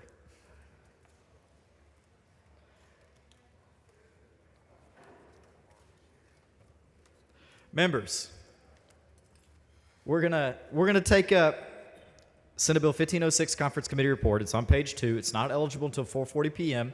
Is there any objection to taking it up at this time? The chair hears none. The chair recognizes Mr. Darby. Thank you, Mr. Speaker. Members, I call up Conference Committee report for SB 1506. The chair lays out the conference committee report on Senate Bill 1506 and recognizes Mr. Darby to explain the report. Mr. Speaker, members, the conference committee made only one minor change. They are leaving the amendment that was added by the House, but are removing fentanyl from the list of covered substances because 4 ounces of fentanyl is far more lethal than any of the other covered substances. Therefore, the Board of Pardon and Paroles will still have discretion to extend an inmate convicted of felony possession of fentanyl for up to 5 years, and I move adoption. Members, Representative Darby moves that the House adopt the conference committee report on Senate Bill 1506. This is your record vote. The clerk will ring the bell. Show Mr. Morales of Maverick voting aye. Have all members voted? Have all members voted? There being 121 ayes, 9 nays, the House adopts the conference committee report for Senate Bill 1506. Members, we're next going to take up Senate Bill 1566 conference committee report on page 2. It's not eligible till 5:10 p.m. Is there any objection to taking it up at this time? Chair hears none. The chair recognizes Mr. Darby. Thank you, Mr. Speaker. Members, I call up conference committee report for Senate Bill 1566. The chair lays out the conference committee report for Senate Bill 1566 and recognizes Mr. Darby to explain the report. Members, the conference committee report takes the bill back to the Senate in gross version by stripping the Cecil Bell amendment that was adopted on the floor of the House. That bill has subsequently passed under a bill for Chairman Guerin. Since the amendment is redundant and in fact conflicting due to the technical error, the conference committee has just removed it altogether, and therefore I move adoption to the conference committee report. Members, Mr. Darby moves that the House adopt the conference committee report for Senate Bill 1566. This is your record vote. The clerk will ring the bell. Have all members voted? Show Mr. McQueen voting aye. Have all members voted? There being 132 ayes, 0 nays, the House adopts the conference committee report for Senate Bill 1566. Members, we're going back to Senate Bill 447. It's on the same page, page 2. It's not eligible till 4:30 p.m. today.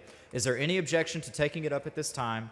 The chair hears none. The chair recognizes Mr. Morales of Maverick. Mr. Speaker, I call up conference committee report on Senate Bill 447. The chair lays out the conference committee report on Senate Bill 447 and recognizes Mr. Morales of Maverick to explain the report. Mr. Speaker, members, our conference committee stripped an amendment we made to include Representative Anchia's bill that had already passed, turning it back to the original bill to allow the City of Mission to change their municipal elections from May to November. City of Mission voted over 75% their electorate to change the election date, and this legislation allows them to do that. Move passage. Members, Mr. Morales of Maverick moves that the House adopt the conference committee report of Senate Bill 447. This is your record vote. The clerk will ring the bell. Have all members voted? Have all members voted? There being 129 ayes, 1 nay, the House adopts the conference committee report of Senate Bill 447.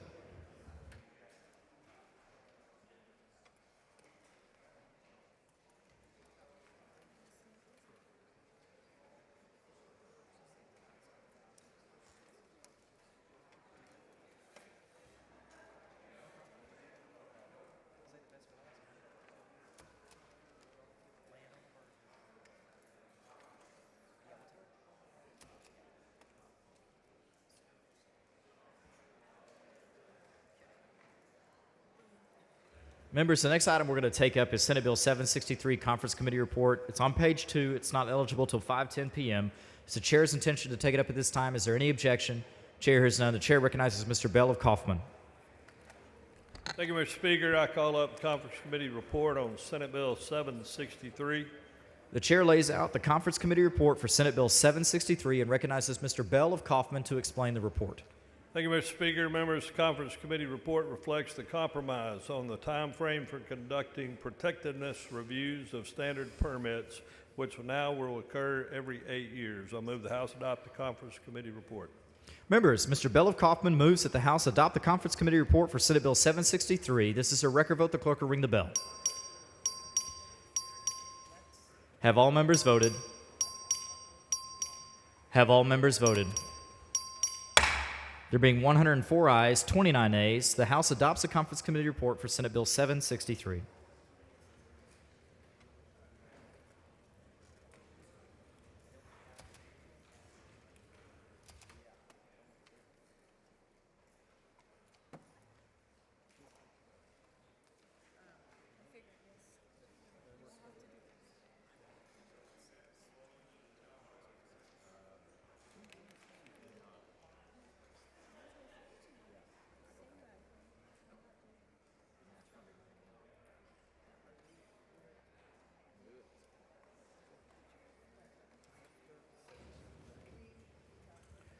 Members, the next item we're going to take up is Senate Bill 13, Conference Committee Report on page 3.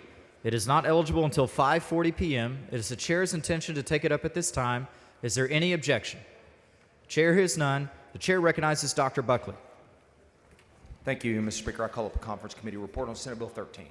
The chair lays out the Conference Committee report for Senate Bill 13 and recognizes Dr. Buckley to explain the report. Thank you, Mr. Speaker. Members, the Conference Committee report for Senate Bill 13 basically adjusts the parent petition threshold from 20% to the lesser of 10% of eligible parents or 50 parents, and it reinstates a review committee to provide added provisions of transparency. Additionally, the language was included to prevent school districts from establishing sub-councils that could somehow override the Library Advisory Council. The term sexually explicit is removed from the Conference Committee report due to legal concerns raised by the Senate. The report maintains the language in 33.0205 that we added on the House floor to ensure curriculum was excluded from this bill, and we added instructional materials as defined by Section 31.002 of the Education Code. The Conference Committee report requirement that only new titles must be listed publicly to acquisition has been removed. Instead, districts are now allowed to publish only the list of books exempt from Section 33.026F, including those already in the library that are being replaced. And lastly, the provision allowing automatic approval of new titles within a series has been removed due to concerns about the content of new titles, and I move adoption of the Conference Committee report. Mr. Speaker, Ms. Weiner, for what purpose? will the gentleman yield for some questions? Gentleman yield for questions. Yes, I The yield. gentleman yields. Thank you, Representative Buckley. And I appreciate that the conference process is a negotiation and that the House can't always get every improvement we've asked for, but I want to highlight one improvement you made to the bill that did not make it through conference. And that was the language in the bill that said that books could remain on the shelves during the challenge process, and instead parents would be notified they'd been challenged so that they could withdraw consent for their children to read those books. Could you talk about why books are now being removed off the shelves? Yeah, well, the concern for that was the example, if a book is to the level that would be considered for a challenge, that it was to err on the side of protecting children first. And remember that the bill requires that once a book has been challenged and it has been overruled and replaced, that it cannot come up for any sort of other consideration for 2 years. And so it was a compromise there to look at, what really protects kids. And at the end of the day, parents, if there are titles that they're concerned about, the parents can provide those materials to their children individually outside of the school setting. Yeah, Representative Buckley, I think the reason for my concern is, twofold. One is it looks like the process for considering a book can take quite a long time if a school district has one of these advisory councils. They only have to meet twice a year, and then there's 90 days for a board to act. So we're looking at books potentially being off the shelves for 3/4 of a year, a whole school year, before they might be returned if that's a frivolous challenge. Well, yeah, that's a fair point, but I think what we're talking about is that throughout a process, an active advisory council would take these up in a more timely manner to do the job required of them. The bill does just set some basic minimum standards that they have to meet, and I think that we're still within the bounds of what can be acceptable and provide for a proper oversight of what our children are exposed to, as well as having the ability to adjudicate, if you will, those contested titles. Yeah. Are you aware that federal courts in liberal bastions like Alaska and Florida have found that removing books for a long review period is still functionally just a removal? I'm not advised on the, on some of the legal precedents or legal issues involved in that. Okay, well, I will represent to you that we do have recent case law from both Florida and Alaska that a board cannot simply remove a book for review and sort of leave it in limbo for months upon months. And I'm worried your bill is setting up that exact constitutional problem here in Texas. They have 90 days to act, and I think I think that kind of strikes a fair balance. And then once that that adjudication, for lack of a better term, is completed, then there's a two-year process to protect it. Now, I do want to make sure everyone understands fully. The 90 days is for board action. Yes. Correct? Yes. So if there's An advisory council, they are only required to meet twice a year, so that process Yeah, could take but- considerably yeah, longer. That's the minimum requirement, yeah. Representative Buckley, are you aware that in an Austin area school district a couple years ago, just a handful of people challenged over 200 books in a matter of weeks? I'm not aware of, I'm aware of numerous challenges to books in our libraries, but not of that specific instance. There were challenges to over 200 books in a very short period of time. Can you sympathize with the logistical challenge that can place on a board or these review committees? Yeah, I think it's, it is a function of governance, and it's a function of parental involvement. The board will appoint a library advisory council, and then we will engage parents and appointees, which, remember, includes librarians and teachers and community members as well, to collaborate with parents to make sure the review process runs in a way that first of all protects kids, and then second of all, provides for the efficient operation of this process. And it is locally driven. I mean, that's the thing. This is back in the hands of school boards and parents and community members, and it takes some of the other issues, I think, off the table. Yeah, I mean, Representative Buckley, you and I have discussed this, and I'm really grateful for the local process. I do think that's the right way to go. I think my concern is with the way this bill is written right now, I could go file a challenge for every single book in my daughter's library, and the school district would be required to pull all those books, even if those challenges are completely frivolous, until they have the opportunity to go do that review. Are you concerned about some people gaming the system and removing access to large numbers of books without merit? I think you sort of point to a hypothetical that is, I would guess, sort of a worst case scenario, but I don't think that's, I think what that does is it sort of overlooks, I think, the sincere deliberation that a board of trustee appointed advisory committee would put towards their role.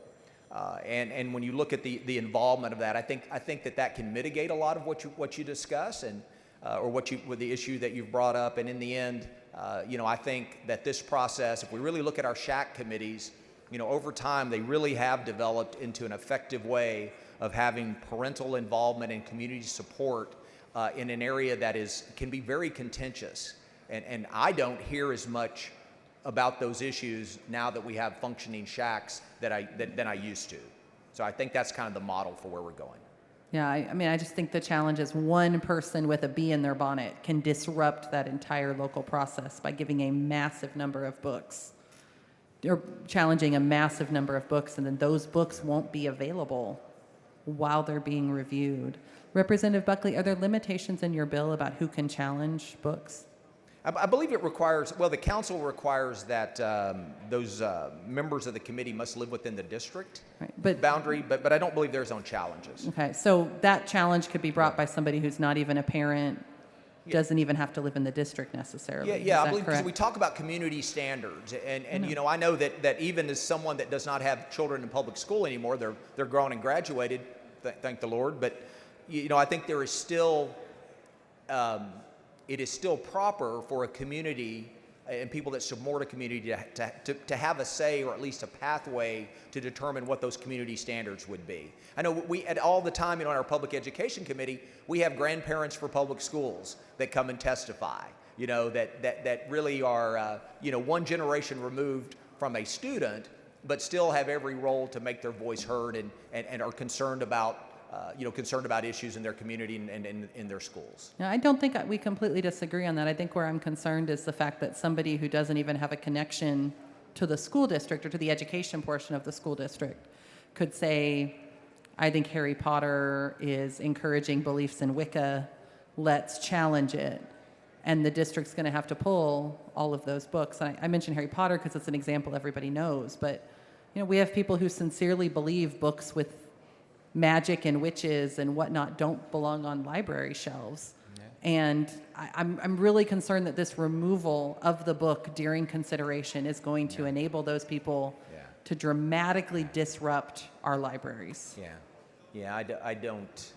I don't agree. I think a lot of times, and I appreciate, but I think sometimes we take or create, and I don't know you're creating, but you create an example of something that may have occurred in a one-off situation, and then apply that as if that would be uniform. I do think, as a state representative, the parents and community members that have talked to me about their concerns about.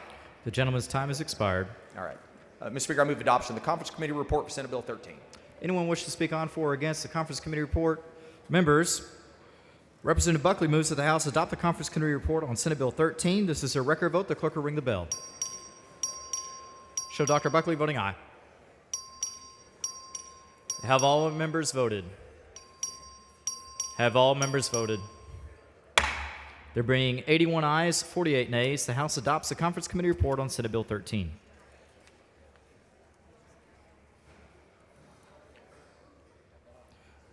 Members, the next item we intend to take up is Senate Bill 2018's Conference Committee report. It's on page 3. It's eligible at 5:50 p.m. The chair intends to take it up at this time. Any objection? Chair hears none.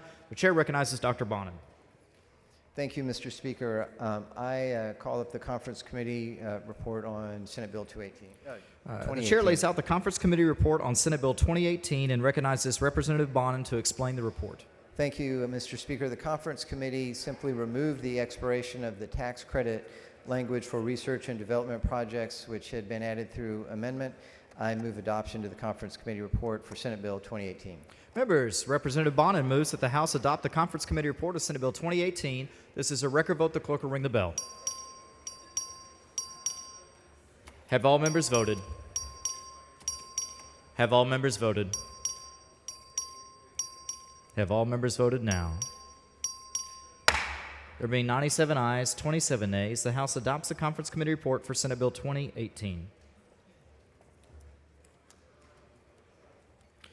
Next item we intend to take up is Senate Bill 331. It's on page 3. It's not eligible until 5:50 p.m. Chair intends to take it up at this time. Is there any objection?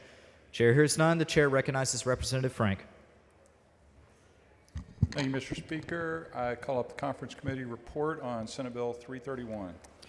The chair lays out the Conference Committee report on Senate Bill 331 and recognizes Mr. Frank to explain the report.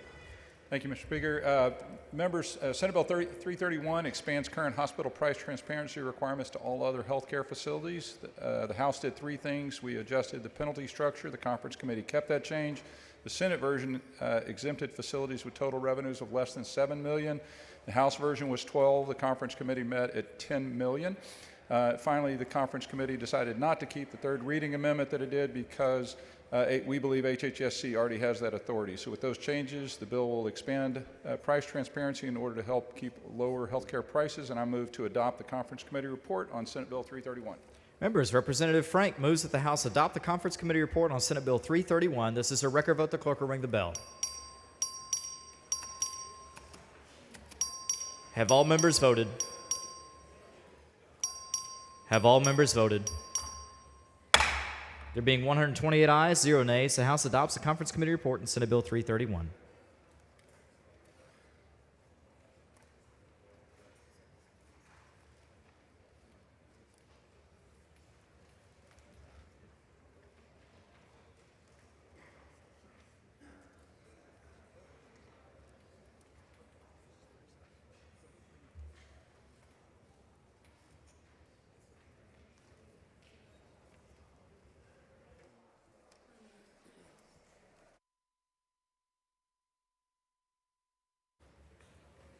Members, pursuant to House Rule 13, Section 9F, the chair announces the introduction of H.R. 1499, suspending the limitations on the conferees for Senate Bill 650.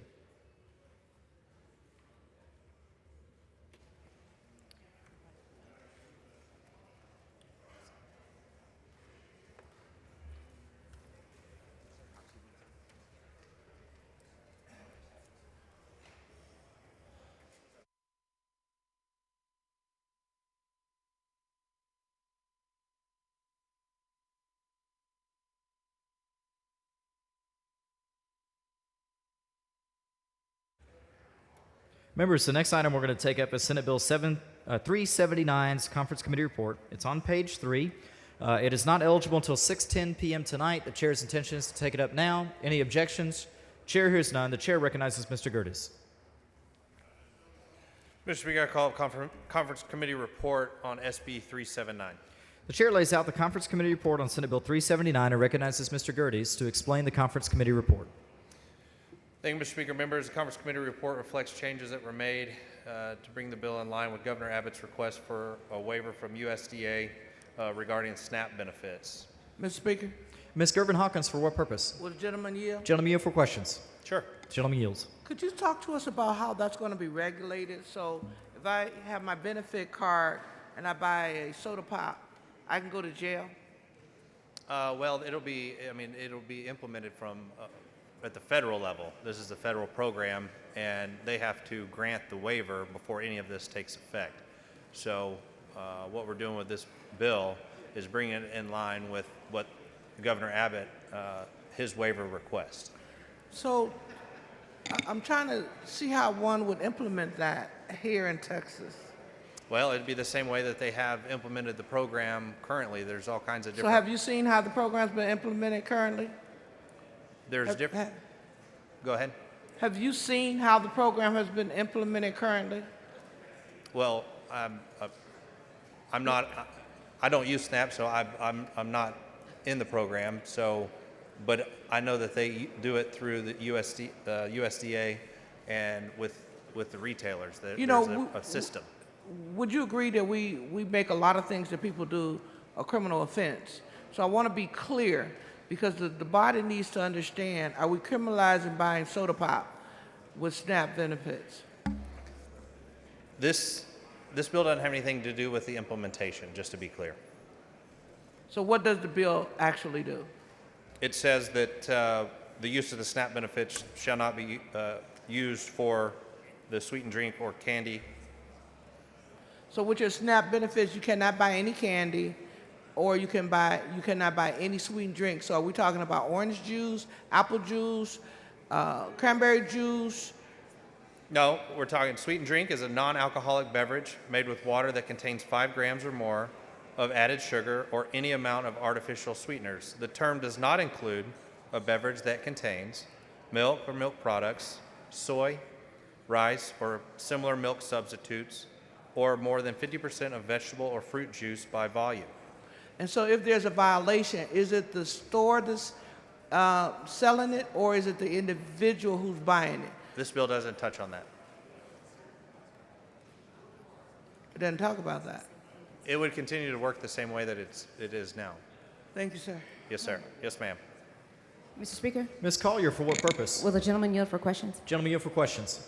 Yes. Gentleman yields. Okay, just to follow up on that last question from Representative Hawkins, in terms of the implementation, is it your understanding that whatever is approved item will be approved on the back end through HHSC, perhaps instead of the actual retailer and the consumer? It just wouldn't be approved item.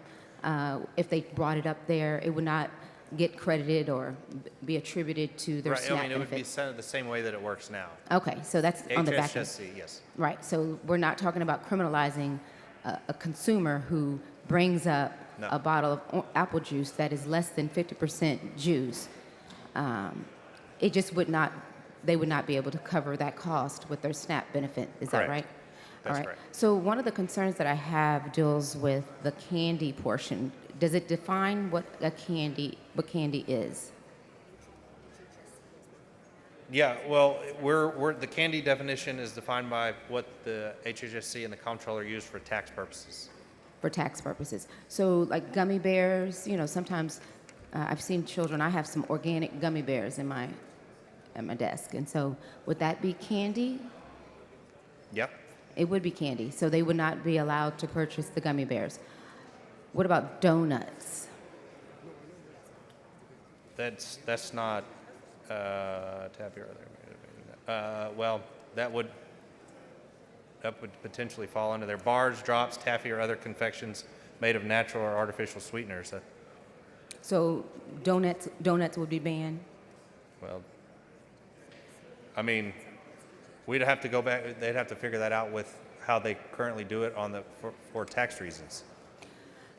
So for sweet tea, That was not, sweet tea was not included in the House version, is that right? That's correct. Okay, but now it is included. That's correct. All right, so then sweet tea, will HHSC do some type of consumer education to raise awareness about what is no longer That's part eligible? of that's part of what would be in the rollout if the waiver was accepted. Mm-hmm. And what is the reason? Has there been any evidence that children who families receive SNAP benefits are unhealthy or may have higher weights than those who are not? Well, I mean, it goes back to SNAP. I mean, Supplemental Nutritional Assistance Program, and you know, these artificially sweetened beverages and candy. You know, I think we can have the argument that they don't fall within the nutritional value of what the program is meant for. But there's no evidence to show that those who receive SNAP benefits are unhealthy or not as where their weight is outside of an acceptable realm or anything like that. Well, I'm gonna stay on the bill. I'm not gonna get into any kind of scientific I'm just trying to figure out why you added candy. So what this bill does is prohibit the purchase of sweetened drinks and candy with the use of SNAP funds. All right. And so in terms of the SNAP benefits not being eligible for candy, and so what about muffins? I mean, that would be under your donut question. So you got the candied fruits and nuts, the bars, drops, taffy, and other confections made of natural or artificial sweeteners Did you say nuts? that have been candied. Oh, so like the sugared pecans, Sure, they would not be eligible to purchase that. correct. And I'm just trying to see, is there anything else in there that we need to make sure that the consumer is aware of? Well, there'll be a rollout plan with this educating once it's finalized and approved. It has to be approved at the federal level. Will alternatives be provided?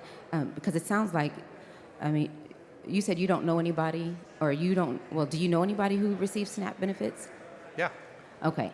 And it sounds like what you're saying is that they're not entitled to have sweets, candy. No, that's not what I'm saying at all. What I'm saying is that the government shouldn't be funding the purchase of that. We're not taking anything away. Okay. If you wanted to purchase the soda or the candy, then we're not saying that you can't do that.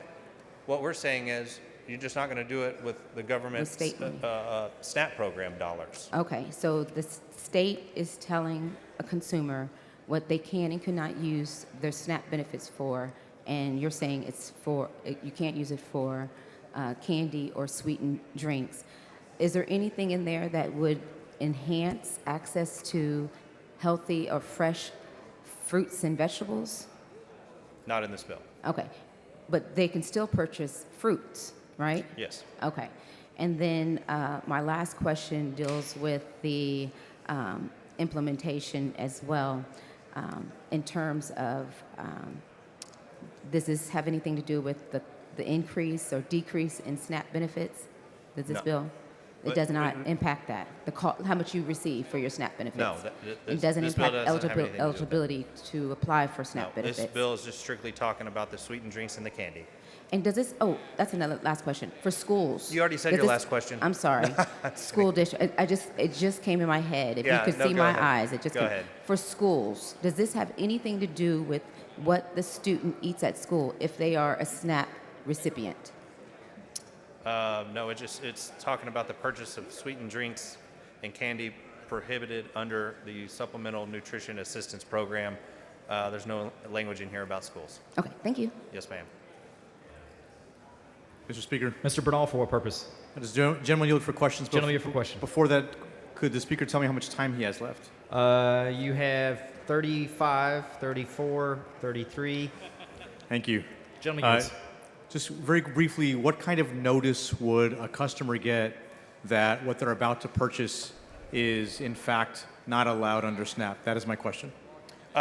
This will go back to the rollout program. You know, that'll be figured out with HHSC, and once the grant waiver is granted, if it is from the federal government. So timeline, I'm not 100% sure on, but that's part of the fiscal note, that Mr. one-time Speaker? fiscal note for this bill. Ms. Gonzalez, for what purpose? Does the gentleman yield?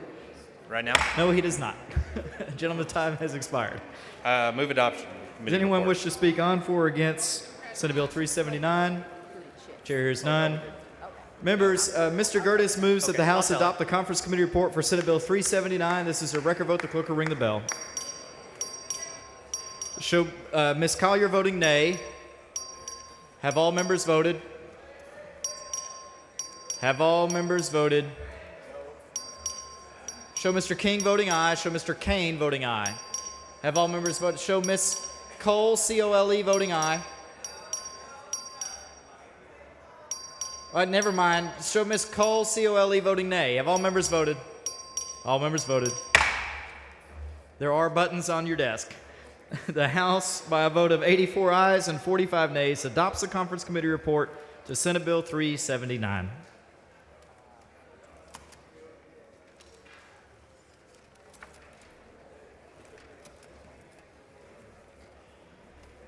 Members, we're going back to page 2, Senate Bill 12. The chair recognizes Mr. Leach. Thank you, Mr. Speaker. Members, I call up the Conference Committee report on Senate Bill 12. The chair lays out the conference committee report on Senate Bill 12 and recognizes Mr. Leach to explain the conference committee report. Okay, thank you, Mr. Speaker. Members, the Conference Committee on Senate Bill 12 agreed on several changes to the bill that I want to walk through briefly with you. This is the Texas Parent Bill of Rights that we worked so hard on, and appreciate the input of so many of you. I know it's painful for me too.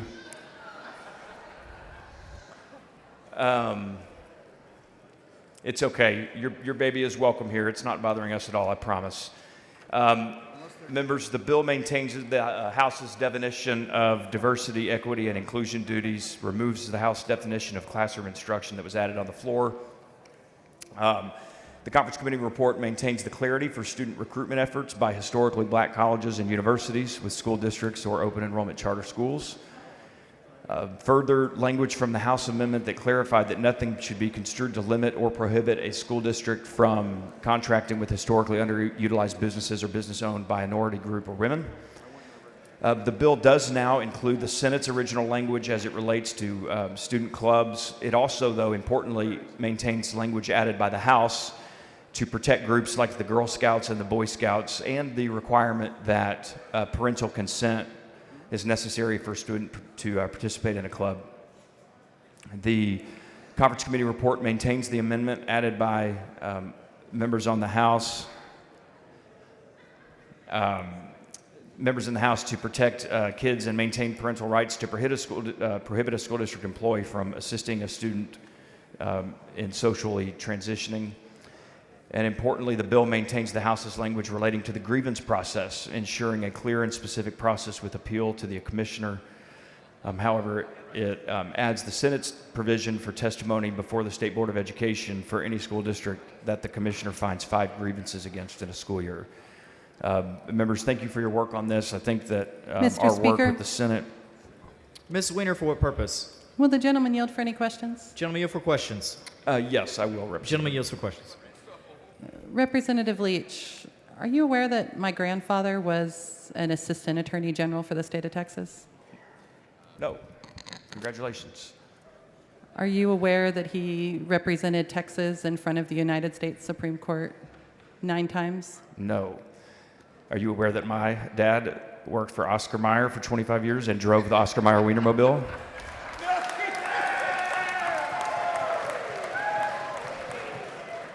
We can laugh, but I, Oh, no, I I was bring just- this up for a reason. I'm proud of my dad like you're proud of yours, and I was actually just Well, mentioning I'm that actually just- about to talk about a moment of his life I'm not proud of. Okay. One of the cases my grandfather argued in front of the United States Supreme Court was he defended Texas A&M when they denied a club for gay students. He defended them in front of the United States Supreme Court. Do you think that's a moment in my grandfather's history that I'm proud of? I don't know how that's relevant to the bill, Representative Zwiener, and I don't know details about that case or about your grandfather's history. I bring it up because I think future generations are watching us here. And Representative Leach, does this bill or does it not now have language to explicitly deny students from being able to organize gay-straight alliance clubs? So our bill, importantly, Representative Zwiener, just to draw a distinction between the example you just mentioned, our bill does not deal with college students. Our bill does put a ban in that would prevent let's say a fourth grader or an eighth grader from joining a club that is sexual in nature. Yes, that's what the bill does. I'm sorry, Representative Leach, are you saying the fact that sexual orientation exists is more sexual than straight people existing? I'm saying that we're not going to allow, by way of this bill, we're not going to allow gay clubs and we're not going to allow straight clubs. We shouldn't be sexualizing our kids in public schools, period. And we shouldn't have clubs based on sex.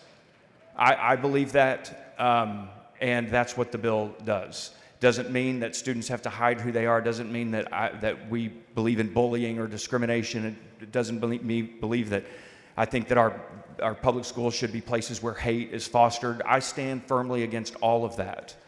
And if a student is struggling with their sexuality or their identity and they want to talk to their friends at school about it or talk to a teacher or talk to a counselor, that's fine if they have the parents' consent. But we do not need to have school-sponsored and school-sanctioned sex clubs, period. Wow.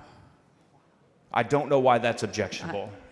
Representative Leach, are you aware that LGBTQ youth face a disproportionate amount of bullying in school? I am, and I think that's terrible. Do you think that some of these clubs might be the space where LGBTQ students feel the most safe and build a social network that they can count on not being bullied and not being discriminated against or experiencing that hate? My hope would be, Representative Zwiener, my sincere hope would be that there are other clubs and organizations in the school where those students would feel welcomed and at home, where they would be treated respectfully by their classmates and their teachers. But to have a club that is based on that, on sexual orientation, is not something that I think needs to be taking place in our public schools. We just simply have a disagreement on that. Representative Leach, are you aware that I came out to one friend when I was 16 and then told no one else for a decade? I'm not, Representative Zwiener. Representative Leach, are you aware, you and I are fairly close in age, are you aware that we've seen a generational change just in the time since you and I were in high school to now? We're now young people who, again, are teenagers, are going through puberty, are experiencing things, are experiencing sexual desire, are figuring out that they are LGBTQ as teenagers, which is normal. That is not. And that is not are now in a world where they feel safe to come out in a way that they did not when you and I were in high school.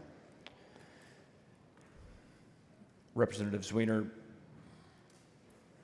all throughout history, including when I was in school, in public schools here in Texas, the district I now represent 35 years ago, I too, along with all of my friends, went through puberty, struggled with all of the things that come along with growing up and being an adolescent and finding my way in this world. And at that time in our public schools, our schools were not hypersexualized like they seem to be moving this today. I've listened for hours in my chair over there about listening to members of this body debate about library books, and I've been repulsed at some of the things that I've heard and some of the things that I've seen, and some of the things that I've heard defended in our public schools. And I'm just sitting in my chair as a parent and as a policymaker thinking, is this really what we want to be happening in our public schools? And my answer to that, speaking for me and me alone, is no. It doesn't mean that I support bullying or support hate or support discrimination or support bigotry. I stand firmly against all of that, as I always have. But what this bill does is it not just ensures that parents have a seat at the table, Representative Zwiener, but that parents are at the head of the table when it comes to their kids' education. And I don't find that objectionable, and I'm sorry, I'm sincerely sorry that you do. Representative Leach, I'm going to push back. You are pushing me away from the head of the table. I take my daughter to Pride events, and you are now foreclosing And the you're ability for me to let her join a club at her school. Representative This Zwiener, is you just not said two about different things that are not putting- accurate. I am not prohibiting your daughter from taking your daughter to Pride events. I'm simply saying that let's not do it in our public schools. You are allowing clubs that align with your moral worldview and banning ones that do not. That is not making accurate. That is not accurate. a political choice. It's not accurate. And it is enforcing that political choice on our young people. I disagree with that assertion. Representative Leach, I want to push back on something else you said. There is nothing inherently more sexual about the existence of LGBTQ people than there is of straight people. And if we are concerned about overly sexualized behavior in our schools, I would hope you would focus more on the comments young men make about young women in the locker room than about a bunch of queer kids getting together to support each other. Well, those aren't my sons doing that, Representative Zwiener. I could guarantee you that. And if they did, there would be hell to pay at home. And I can tell you very, very strongly and firmly with my own kids in public schools that I don't want them joining a club or being a part of a club that is Mr. based Anchia, upon for what sexual purpose? orientation Will at the all. gentleman yield for some questions, please? Gentleman, yield for questions. Yes. Gentleman yields. He's got 20 seconds. Okay. Well, I don't know if that will be able to get through it, but what would cause you to refer to a pride club as a sex club? It's Like, it's- in what, it's based in on what sexual good orientation. conscience? That's the language of the bill, Representative. It doesn't. The bill does But not talk why about would you pride say clubs. sex club like it was Because- some perverted because place that's the in language Amsterdam? Of the bill, Representative, and she talks about clubs The based on gentleman's time sexual has orientation. expired. It's not a sex club. I move passage of Senate Bill 12. Anyone wish to speak on for or against Senate Bill 12? The chair recognizes Mr. Anchia to speak against. Mr. Anchia, for what purpose? Before we get to speeches, I rise on a point of order against further consideration of Senate Bill 12 under Rule 8, Section 1A1 of the House Rules on the grounds that the bill's caption does not provide reasonable notice. Please bring your point of order down front.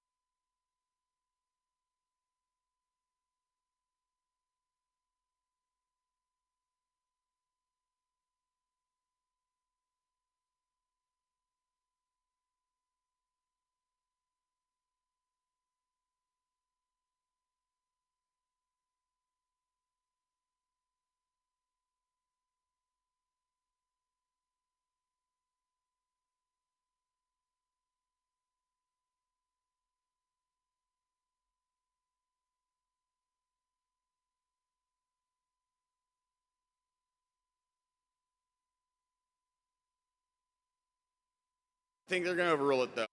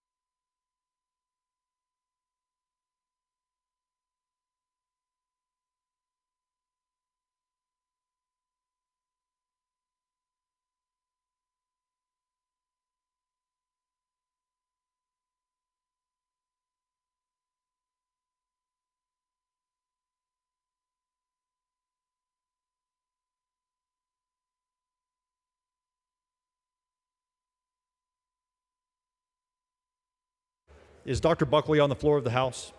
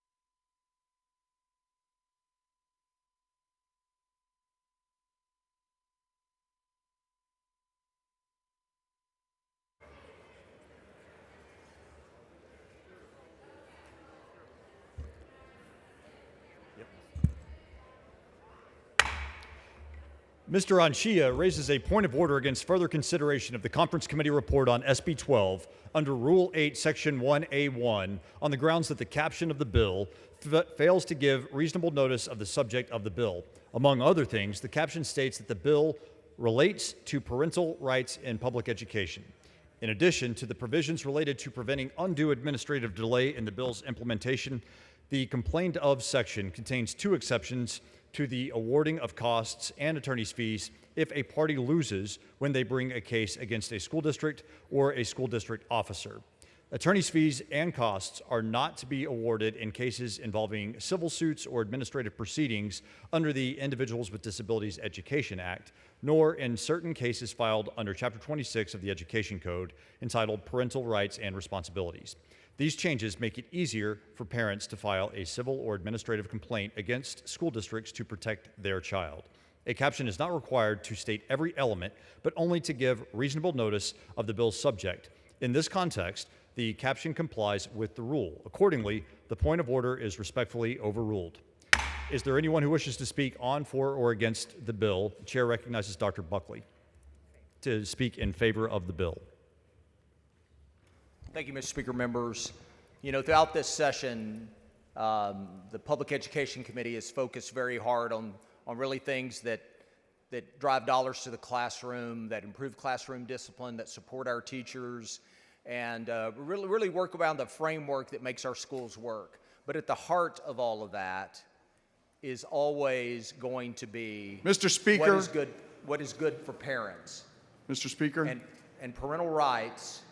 And a parent's... Mr. Anchia, for what purpose? Thank you, Mr. Speaker. Will the gentleman yield for some questions? Yes. The gentleman yields for questions. Chairman Buckley, you probably heard a lot of testimony related to this bill, did you not? Yes, sir. Would you detail any testimony that you received related to pride clubs or LGBT clubs? Did you hear complaints? Yeah. We heard... specifically about LGBT clubs? Yeah. I don't recall specific testimony in regard to that. Would you characterize them as sex clubs? I'm sorry? Would you characterize them as sex clubs, as the author did? I'm not advised the way the author characterized it, but I think that... Well, I represent to you that he characterized them as sex clubs. Do you believe LGBT pride clubs, GLAD on high school campuses, I'm sure you're aware of these different clubs, would you characterize them like the author did as sex clubs? I'm not advised of those types of clubs. I don't recall any clubs like that in my district, so I can't characterize what the focus of those clubs are. But I do know the focus of testimony throughout, and the theme of testimony has been just overall parental consent, that parents are the primary decision makers in the lives of their children, and we return that power to Chairman them Buckley, through this bill. as a parent, if I wanted to give my child explicit consent to be part of a pride club, what does this bill do to that parental consent? You certainly have parental consent to that.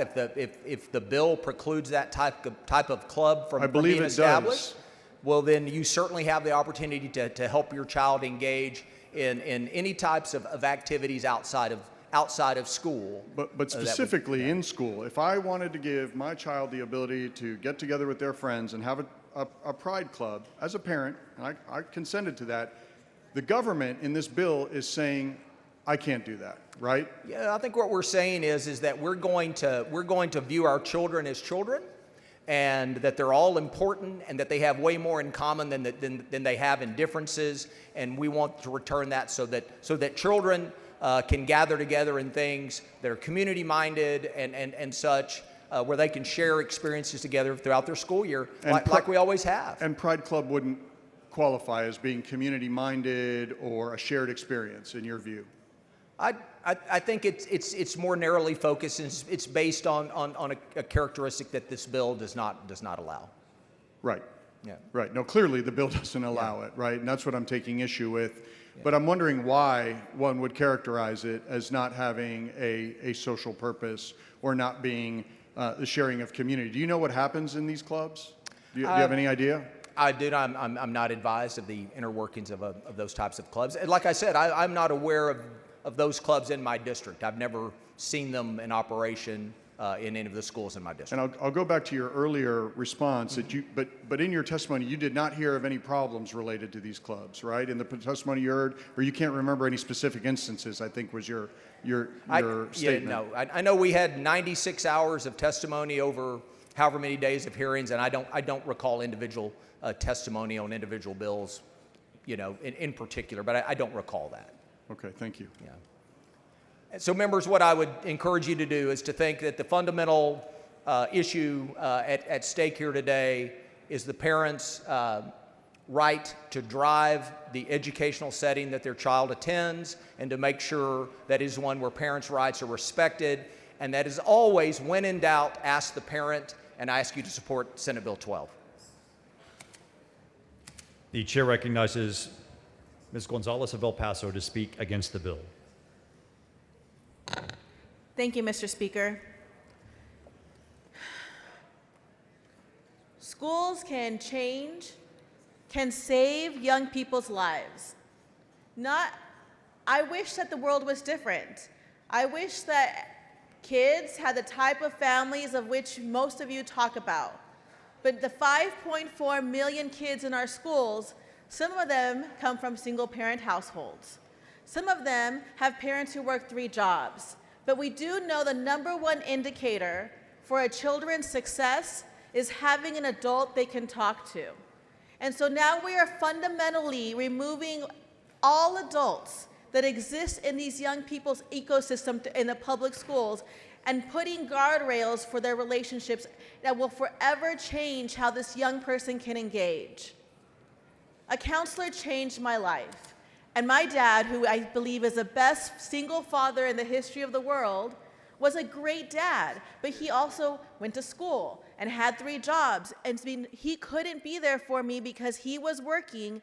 It was my counselor who helped me figure out the important questions of my life.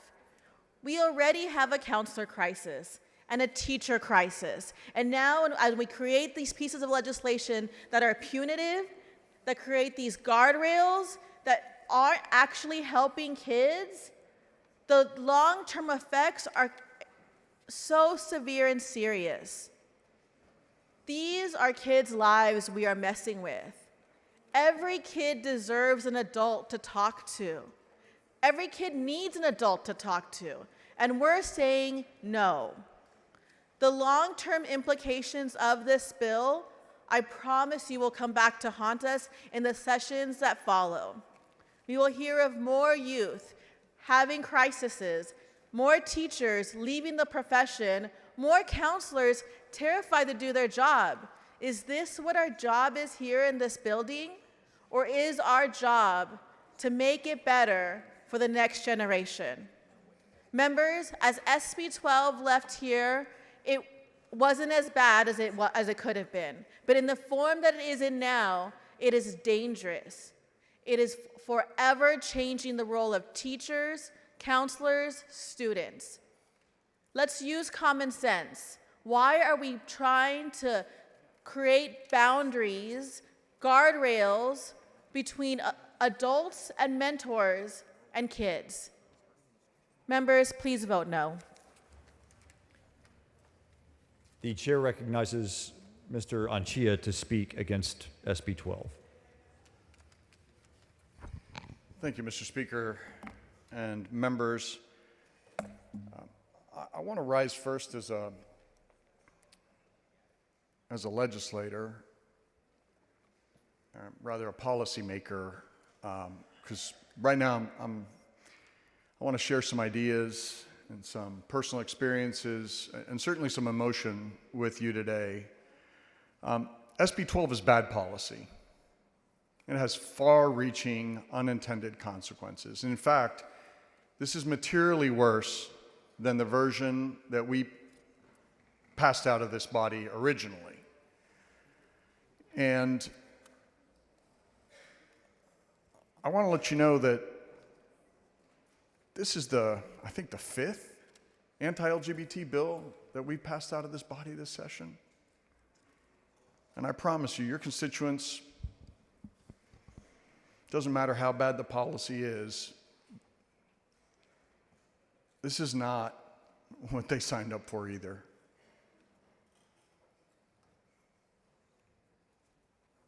GSA's, Gay Straight Alliances, GLAAD, Pride Club. I don't know what you all think happens in these places, but for them to be described as sex clubs is astonishing to me. Absolutely astonishing to me. It equates a child's orientation or identity with sex. And let me tell you, these clubs are no more about sex than 4-H or ROTC or the basketball team or anything else that goes on in a high school campus. This is a place where kids come together. Maybe they're a little bit different. Maybe they don't know who they are yet. Maybe they're just trying to figure it out. But it's a place that's safe. When I was on the school board, now over 20 years ago, we had just implemented a policy in Dallas Independent School District to prevent bullying of LGBT youth because they were getting their asses kicked in school. They were getting harassed. They were getting called names. And pride clubs arose not because of sex, but because it was a safe place for these kids to be with peers who kind of felt the same way as they did, or just to be an ally to people who were being bullied. I'm going to speak personally next as a father, because this bill is not about parental rights in my case. My daughter was the vice president of her Pride Club. I should call it Proud Club. You know what they did in that club? It wasn't a sex club. They'd get together and they'd watch movies. They'd color. They'd go to musicals.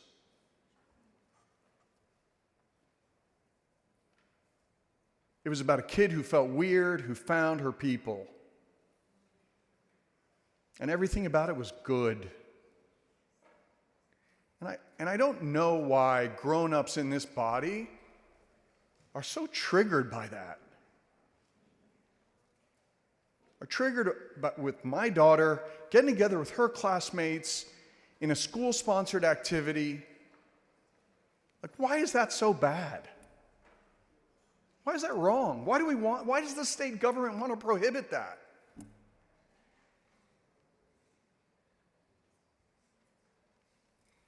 It's shocking to me that grown-ups want to take that opportunity away from kids.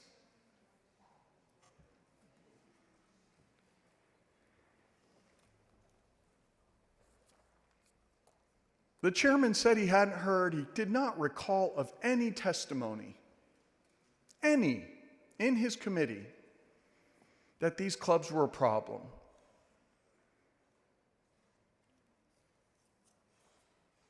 Yet we're about to ban them today. And that's wrong, members. You didn't sign up for that either.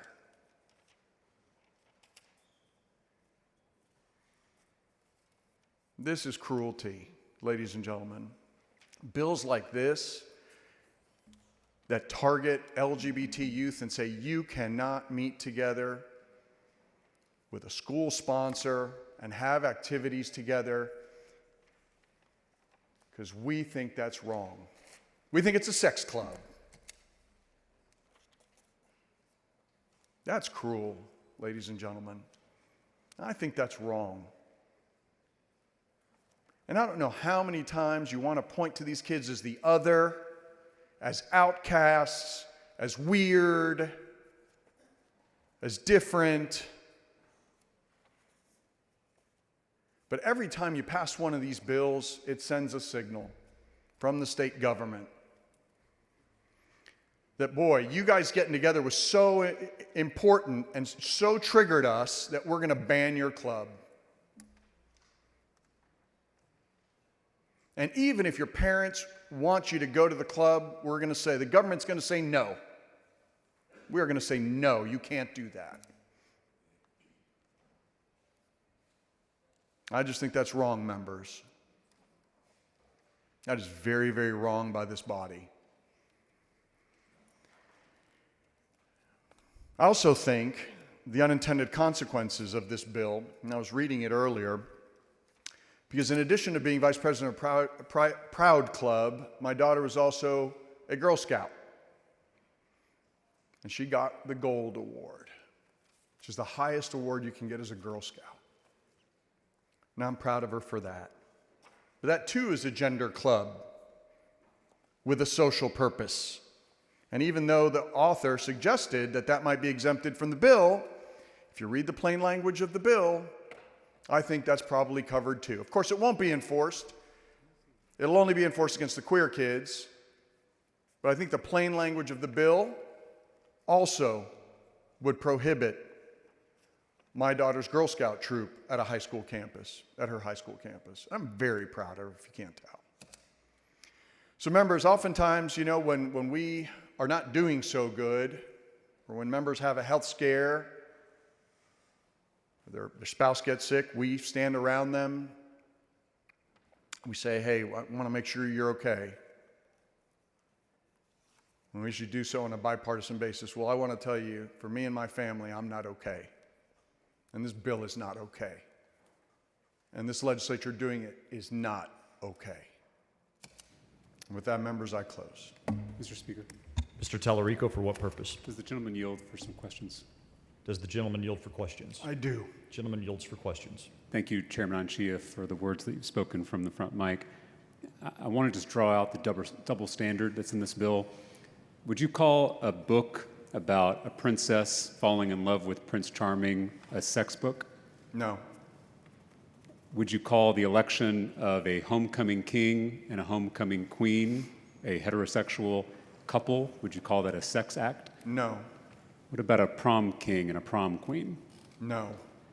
So why is it that when there are gay kids that get together to form a club, that's called a sex club? Because it's a frickin' double standard. And the fact that grown-ass people on this House floor will say that is a problem, and that's not okay. Thank you. The chair recognizes Mr. Schoolcraft to speak for the bill. Thank you, Mr. Speaker. Members, this bill is not just about gay clubs or pride clubs. I want to tell you about two organizations that are behind this movement. Representative Anchia mentioned GSA. Well, Texas GSA used to be Texas Gay Straight Alliance. They've now changed their name to Gender and Sexuality Alliance. They're closely associated with another national organization called GLSEN, G-L-S-E-N. Their website is glisten.org. And I think it would be very instructional for anyone who wants to go to their websites. On the GSA website, first thing I noticed on their homepage, they're complaining that their clubs are only in 46%, well, only 46% of students in Texas have access to a gender and sexuality club in their schools. Other places on their website, they say that these clubs are mostly in high school, some in junior high, and a few in elementary school. They describe what is a GSA. It says, GSAs are school clubs where youth may be able to learn about themselves and each other by exploring multiple and intersecting identities within an explicit context of supportive alliance. If you go to their main menu, click on Students. Down at the bottom, click on Sex Ed. You'll come to a page filled with articles, monogamous and non-monogamous relationships. Here's one. It's a workshop on, it says, in ethical, non-monogamous, and polyamorous relationships, there are 3 conversations had repeatedly. And then it goes on to talk about how to manage these kinds of unusual relationships. Remember, this is on the website of the organization that's creating these clubs in our schools.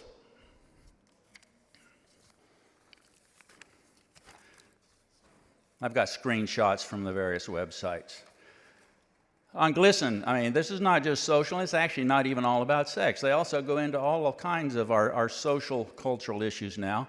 They have a lot of work on pronouns. You know, your coaches, teachers, and other students must respect and use the name, gender, pronouns you choose. As a student athlete, you should be able to wear the uniform that matches your gender identity. Whole sections on pronouns. You know, pronouns are the words you may like others to use in your place, etc. She, her, him, he.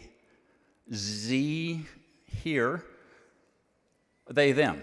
He gives an example. John is substituting for me today, and they are an incredible mathematician.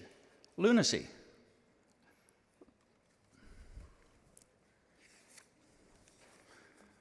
Other places. It's telling the kids, you have the right to use the locker rooms and bathrooms where you feel most safe and comfortable. It's filled with that. Again, these are not simple social clubs. No, I will not at this time. Ms. Gonzalez, for what purpose? Will the gentleman yield? I will not. Not at this time. Members, these 2 organizations are not about social clubs. They're about efforts to fundamentally change our social structure and the moral fiber of this country. They're doing it through these clubs, and they're using it to attack us. They're attacking us through our children. This bill will stop that. Please vote for the bill. I yield the floor.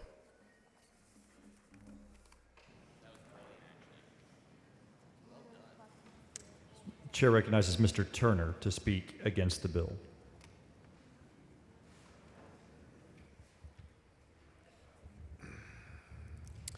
Thank you, Mr. Speaker. Members, this bill has been described by some of its proponents as a parent's Bill of Rights. And in this session where we have talked and debated matters of education a lot, I've had the opportunity to talk with hundreds of parents in my district, probably corresponded with thousands via email and town hall meetings and social media. And let me tell you what parents in my district want. They want our schools to be well funded. They want to get rid of the STAR test. They don't want for public dollars to go to private schools. They haven't asked me for some Bill of Rights. They've asked for their kids to have the resources they need to succeed, to have opportunity, to achieve their highest potential and realize their dreams. That's what parents want for their kids. And on those issues, we've made some progress this session. I, like most of you, supported House Bill 2, and I'm glad we're sending $8.5 billion to our public schools. But we know that it should really be $10 billion additional if we were to catch up to 2019 levels. And so our schools are still going to be underfunded. And what we do with this bill is we're going to give them, our school districts, 36 new pages of statute, of rules, of laws that they have to comply with inadequate resources. But worse than that is that this bill is a solution in search of a problem. Again, these aren't things that I've heard parents in my district ask for. This is partisan politics. This is so people can run for re-election and talk about DEI and how we further marginalize the LGBTQ community in Texas. This bill is harmful. As you've heard already from this microphone from colleagues, it is hurtful, deeply hurtful, and it's unnecessary. The diversity, equity, and inclusion provisions in this bill with respect to hiring practices, procedures, trainings, activities, and other programs are completely unnecessary and harmful. We are, whether people like it or not, a diverse state. I think it's a very good thing. I know some in my community in Tarrant County are on record saying diversity's a bad thing, but it's not. Inclusion, how is that a bad thing? How is equity? How is creating opportunity so all kids and all employees have not an equal outcome, but an equal opportunity? Why is that bad? I thought that's what we stood for in this country. But no, we're going to go backwards. We're going to impose the same foolish policies that we've imposed on our institutions of higher education in the last session, now on our K through 12 institutions with respect to DEI. It's wrong, and it's harmful, and it will not make our schools better. With respect to the student clubs, saying that we're going to single out pride clubs, gay straight alliance organizations, and say that these are now prohibited by law in the state of Texas. The same state government that can determine what age you are allowed to drink alcohol at, what age you're able to drive at, whether you can buy THC products or not. That same government is going to say to high school kids, you cannot be in a club with people like you. Think how wrong that is. Think about when you were a teenager. I know when I was a teenager, I was insecure. I had doubts about everything. And I didn't have half the challenges that a lot of kids have today. But I can't imagine if I felt there was something different about me as a 14, 15, or 16-year-old. And I just wanted to be around other kids to maybe talk about what was going on in my life, what I was thinking, what I was feeling, and wanted to be with other kids that maybe had similar perspectives as I did. That no, you can't do that because there's something inherently wrong with you. And the state of Texas is telling you you can't associate with like-minded people, people who have the same feelings, the same concerns, the same perhaps self-doubts at times.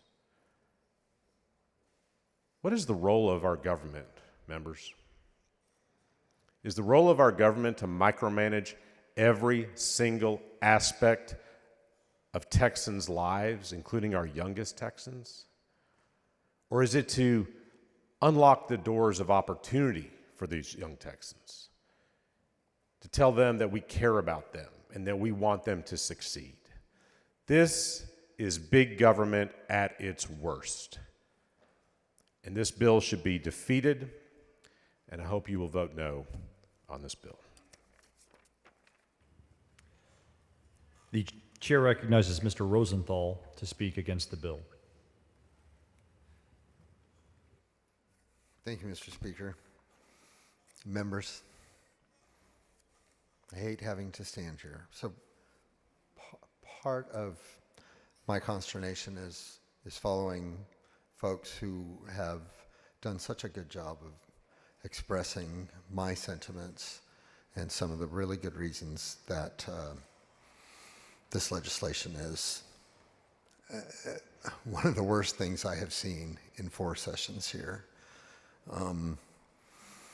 It's not just unnecessary and hurtful, it's tragic.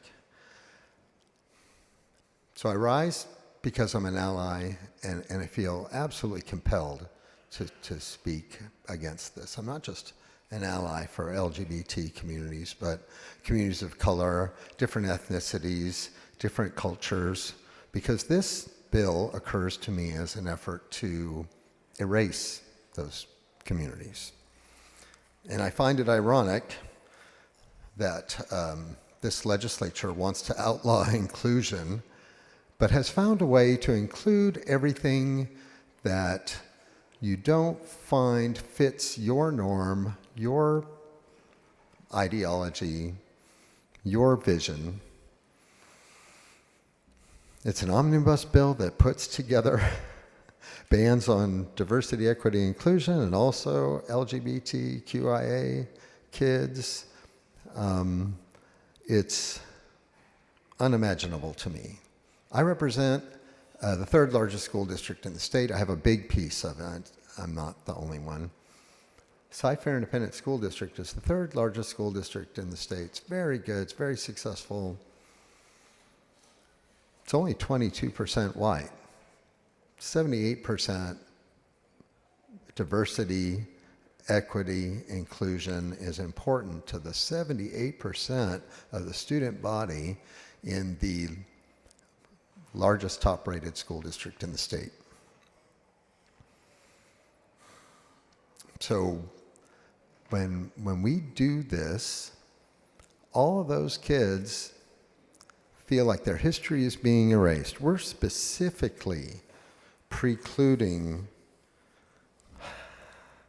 policies and programs that teach about the racial history, the racial relationships, the different cultures. I mean, it's just, and then banning pride clubs. You know, you want to turn something really innocent, natural, inherent to the human condition into something evil and smarmy, because I have no idea why folks do this.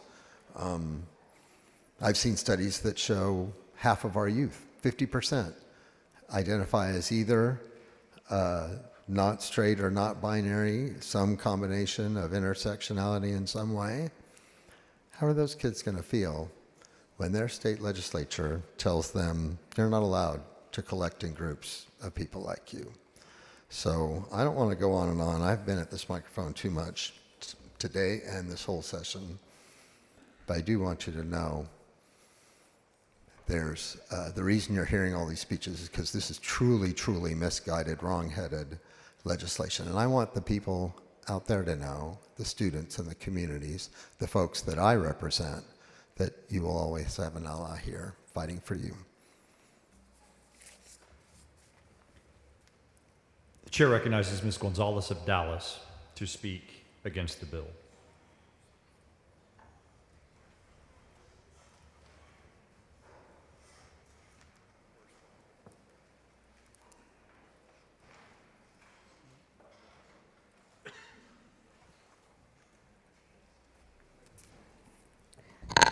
Thank you, Mr. Speaker, members. I rise today not just as a lawmaker, but as someone who was outed as a kid. Before I had the words to describe who I was, before I knew what it meant to be LGBTQ, and long before I had the support that I needed. SB 12 isn't about protecting children or parental rights. It's about silencing them. It's about erasing families, banning truth, and turning our classrooms into closets. And let me tell you, some of us have spent enough time in those closets, and we sure as hell aren't going back, no matter how much this body tries. You know, I think about the 12-year-old in El Paso, the 14-year-old in Houston, and the quiet kid in rural Texas living behind the pine curtain who just needs one adult to say you're okay and you're not alone and you're loved. This law tells that child that their identity is a threat, that their story does not belong in a classroom or anywhere else for that matter. This is dangerous, and members, it's just cruel. Our schools should be places of learning, of safety, of affirmation, not political backgrounds where LGBTQ kids become collateral damage. You all must learn and understand how this debate and how bills like this will impact real Texas children. According to the Trevor Project, 90% of LGBTQ youth say that their well-being was negatively impacted by politics. Key words, politics, not teachers, not librarians, not books, and not guidance counselors. In the same Trevor Project study, 45% of trans and non-binary young kids reported that they or their family have considered moving to a different state because of LGBTQ-related politics and laws.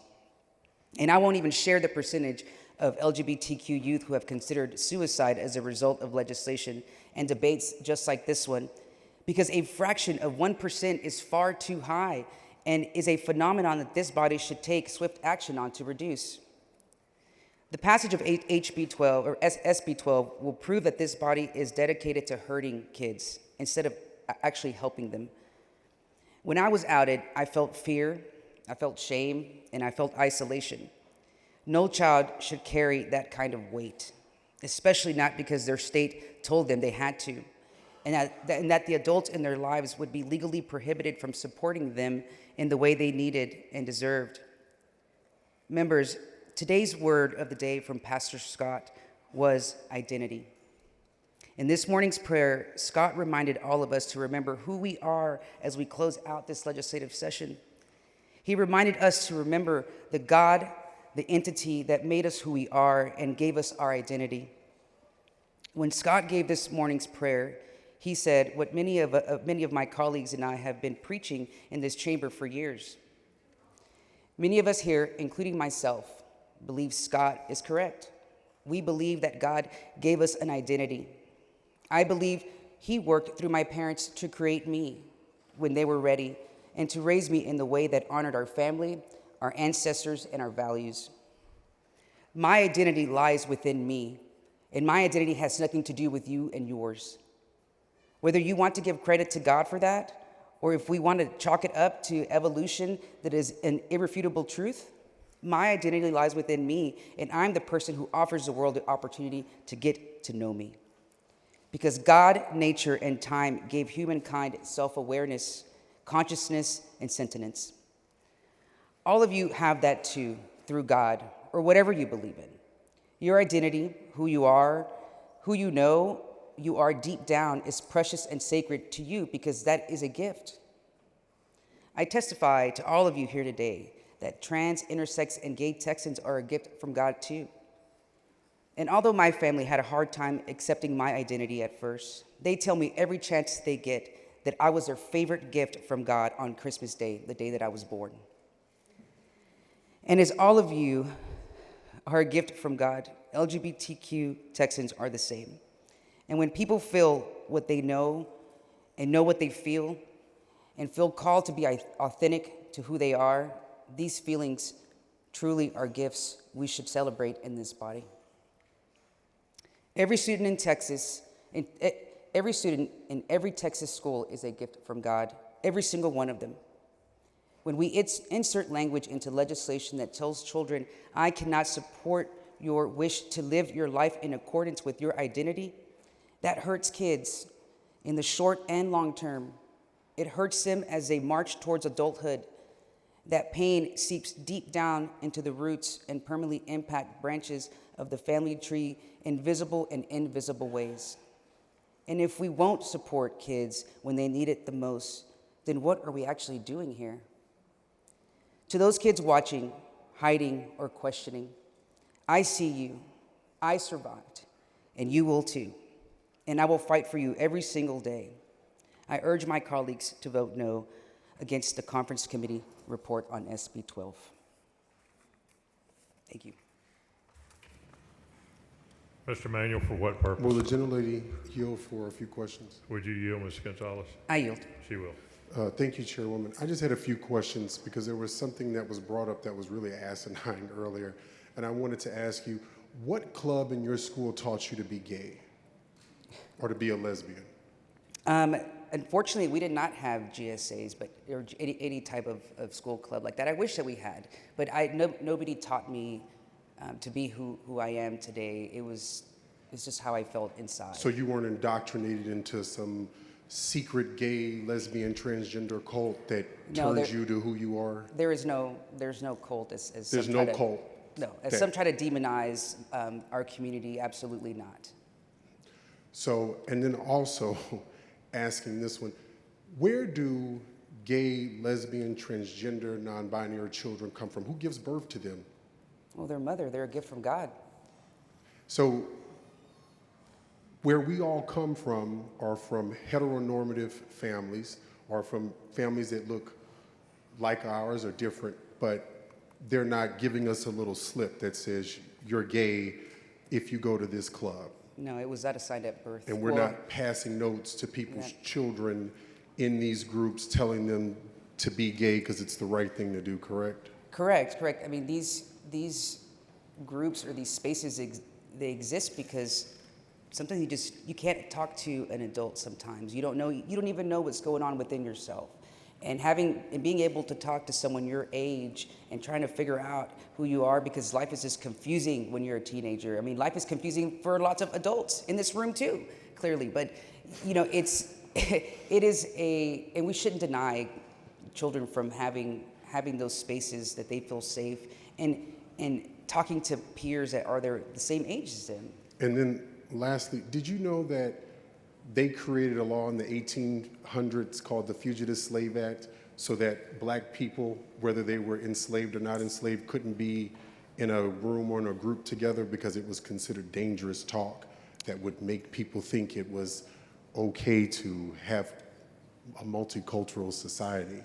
Yes, I'm aware of that. And lastly, unless I'm just not using my brain, isn't this country based on being a melting pot and not off of one singular way of thinking, praying, or believing? Yes, I mean, that's what makes our country so great and our state so great. I love being part of a social club like that. Thank you. Thank you.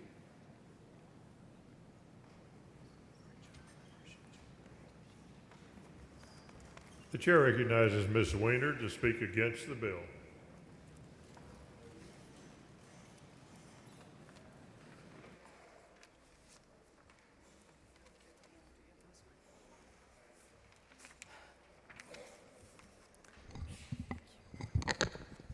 Thank you, Mr. Speaker, members. I'm in my 4th session now and joked with my staff a little bit that now that I'm in my 4th term, I'm jaded and I don't get big feelings about bills on the floor. Well, today has proved me very wrong. I am feeling very raw. I am feeling personally attacked by this body. I am still in shock that somebody stood at this microphone and said that clubs of LGBTQ students supporting each other were sex clubs. Members, this bill is hate. This is one of the most, maybe the most nakedly hateful bill we have had on the floor of this House. And I will try to give some grace because I know some of this comes from a place of fear, that some of y'all are afraid that your kids or your grandkids might grow up queer. And here's what I want y'all to know. Getting silence in schools from the LGBTQ community, which is what this bill is designed to do, will not stop your kids from being gay. It will just make them afraid to come out. It will make them afraid to live their lives as their full selves. It will make them afraid to tell you when they figure out that they're LGBTQ. And it might damage your relationship with them forever. When I was asking the bill sponsor about my grandfather, it's because I love my grandfather with all my heart. I was close to him my entire childhood. I mourned when he passed, and it was really hard to reconcile the parts of him that actively worked against LGBTQ people like me. Members, we have reached this really beautiful point where so many LGBTQ young people feel safe to talk to their families, talk to their friends, form groups without being afraid of literally being murdered. And that's where we were 40 or 50 years ago. People were literally afraid if they came out as gay, they would be killed. And we have moved so far forward that now a 14-year-old, in all of the awkwardness and fragility of those early teenage years, when they see something about themselves, now sometimes, not all the time, but sometimes, they feel like the world might be okay with that, and that they can say that out loud. And this bill is trying to reverse that. This bill is trying to force silence in our schools to mirror one particular worldview. Well, members, first of all, that's blatantly unconstitutional. We do not get to force one particular worldview upon students in our schools. This bill is not banning white supremacist clubs. This bill is not banning fight clubs. This bill is only banning clubs of queer youth coming together. Why are y'all so obsessed with us? We are here. We are not going away. And myself and the members standing behind me are going to continue to fight to make sure that LGBTQ youth feel safe in Texas, whether you're on board with us or not. Because that is what every single Texas child deserves, to know that they are loved, to know that they are treasured, and to know that there are people who have their back. So members, the sponsor of this bill said the goal wasn't hate, but I want to talk about some of the language that we put in on the House side that the sponsor did not fight for and that we lost in the conference committee version. In the House, on the House, we ended up defining classroom instruction and specifically making it clear that none of the prohibitions in talking about gender, identity, or sexual orientation applied to, and I quote, an action taken to prevent or mitigate bullying. Why is that language not still in this bill? Why are we functionally prohibiting our educators from protecting LGBTQ youth from bullying? Members, this isn't a hypothetical. I had a friend in college who was beaten badly and hospitalized and left the state because somebody decided he looked gay and beat him up. People get hurt every day, and it is damn well the job of our schools to intervene if there are children in danger from bullying. and we are going to tie the hands of school administrators and teachers trying to protect those vulnerable youth. It's not right. It's not right, the damage we are going to do to children with this legislation. We can be better than this. We do not have to pass this bill today. We can stand up for each and every Texas child.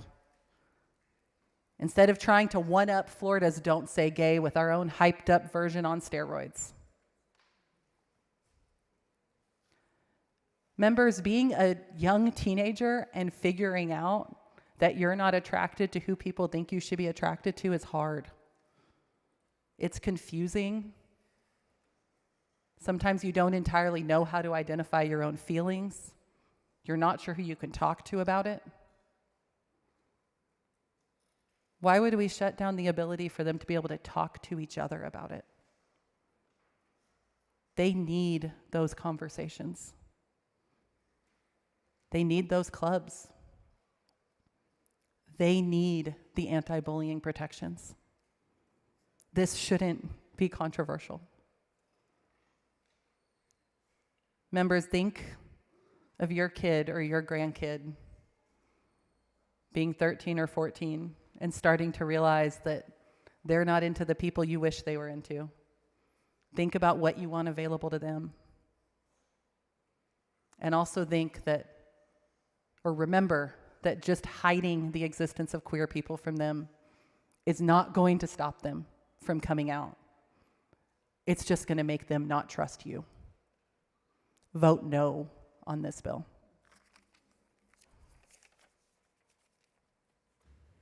The chair recognizes Mr. Wu to speak against the bill.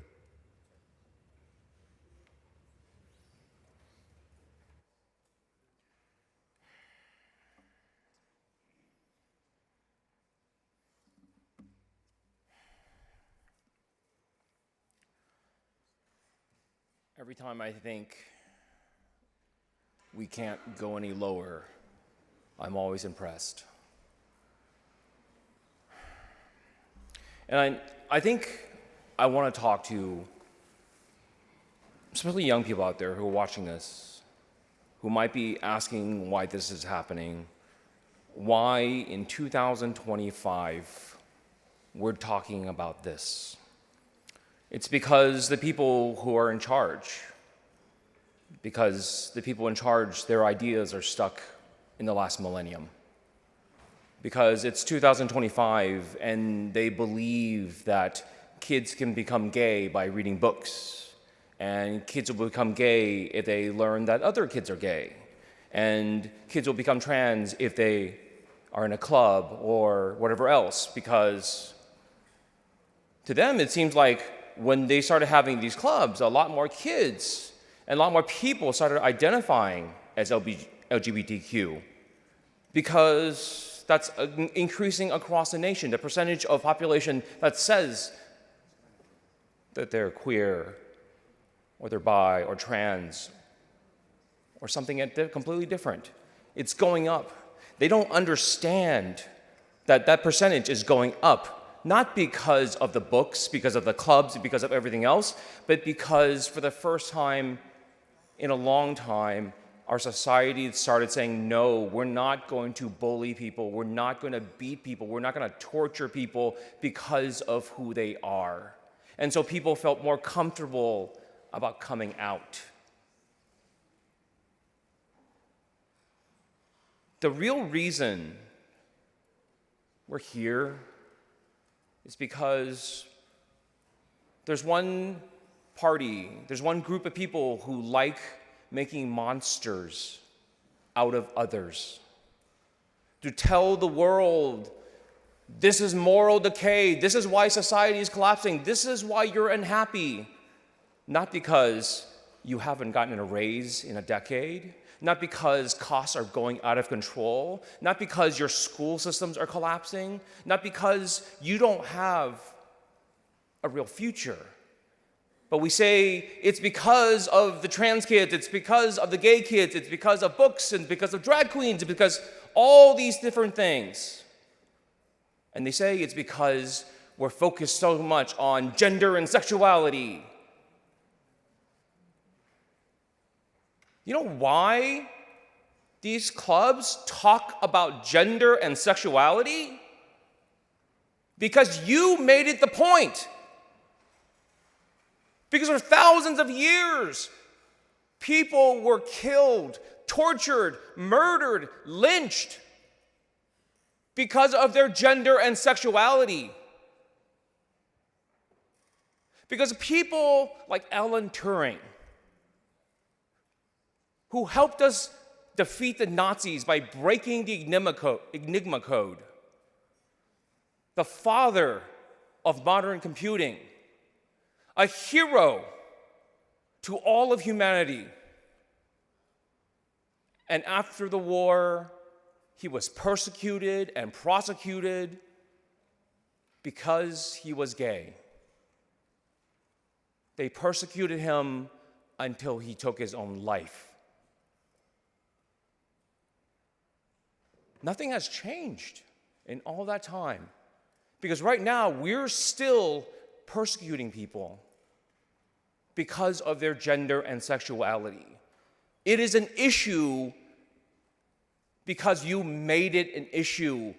Gender and sexuality is an issue because we have parents who will disown their children because of their gender and sexuality. Parents who will beat and kill their own children rather than let them be who they are.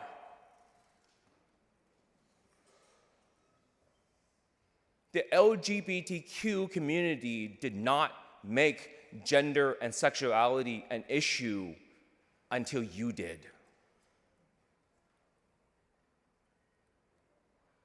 Your persecution of this entire community is based on that, Mr. Schoolcraft.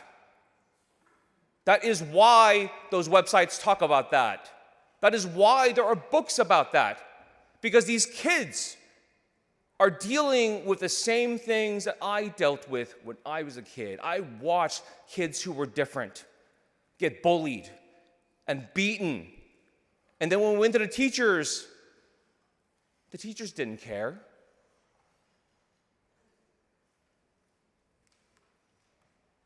And kids grew up that way. And you know it because you went through the same thing. You watched that happen. I'm sure some of you participated in some of the bullying. And I'm sure you've passed that on to your children too. But that's why we have these clubs. Because there is for once a place in a school filled with hate and bullying against these kids. There is now a place where they can go and at least be among people who do not see them as monsters.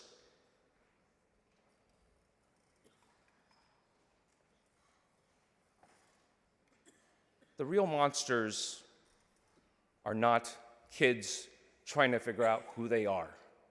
The monsters are not the teachers who love them and encourage them and support them.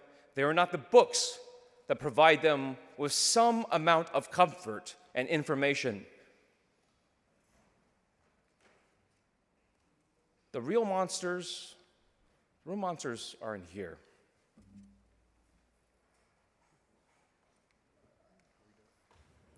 The chair recognizes Ms. Goodwin to speak against the bill.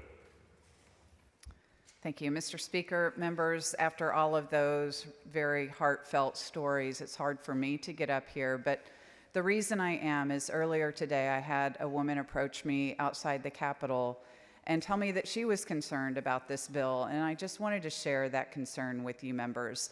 Oftentimes we pass bills that later we find there were some unintended consequences, and I think this might be one of those situations. Her concern arises because her daughter is autistic.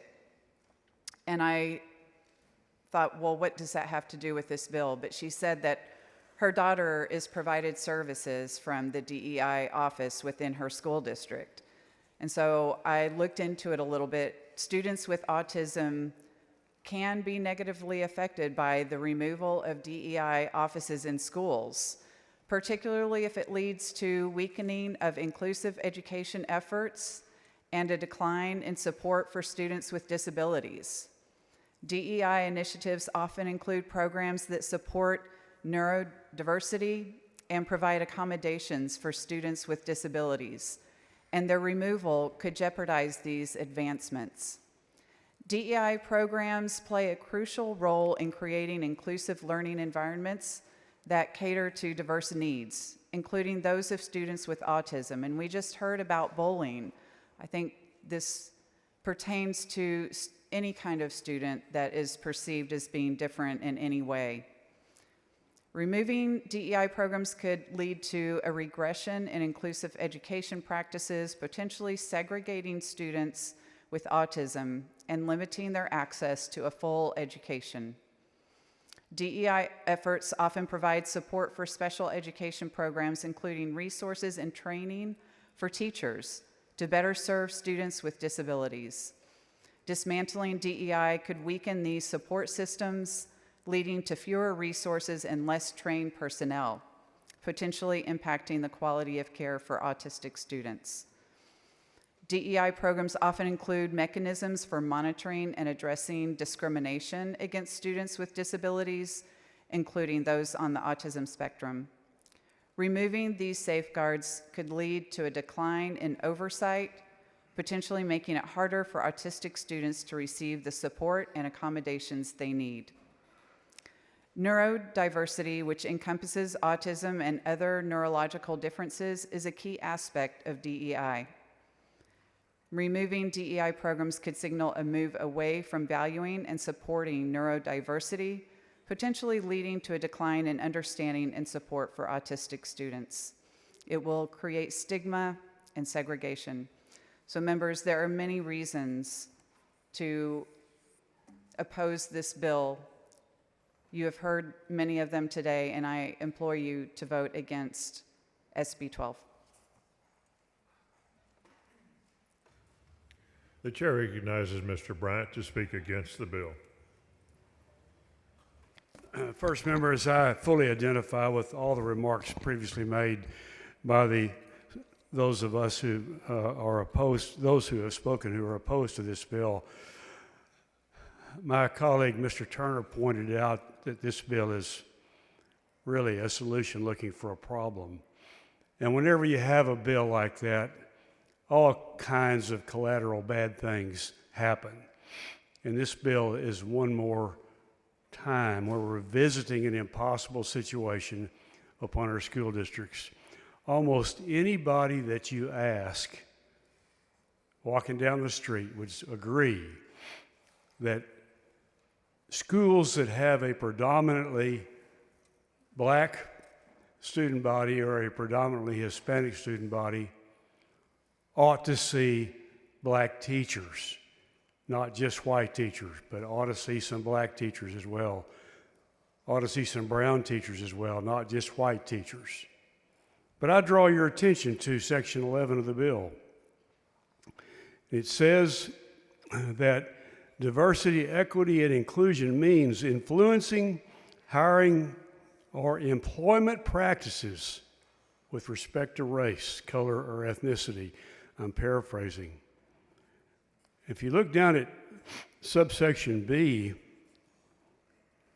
1, it says, except as required by state or federal law, a school district may not assign diversity, equity, and inclusion duties to any person.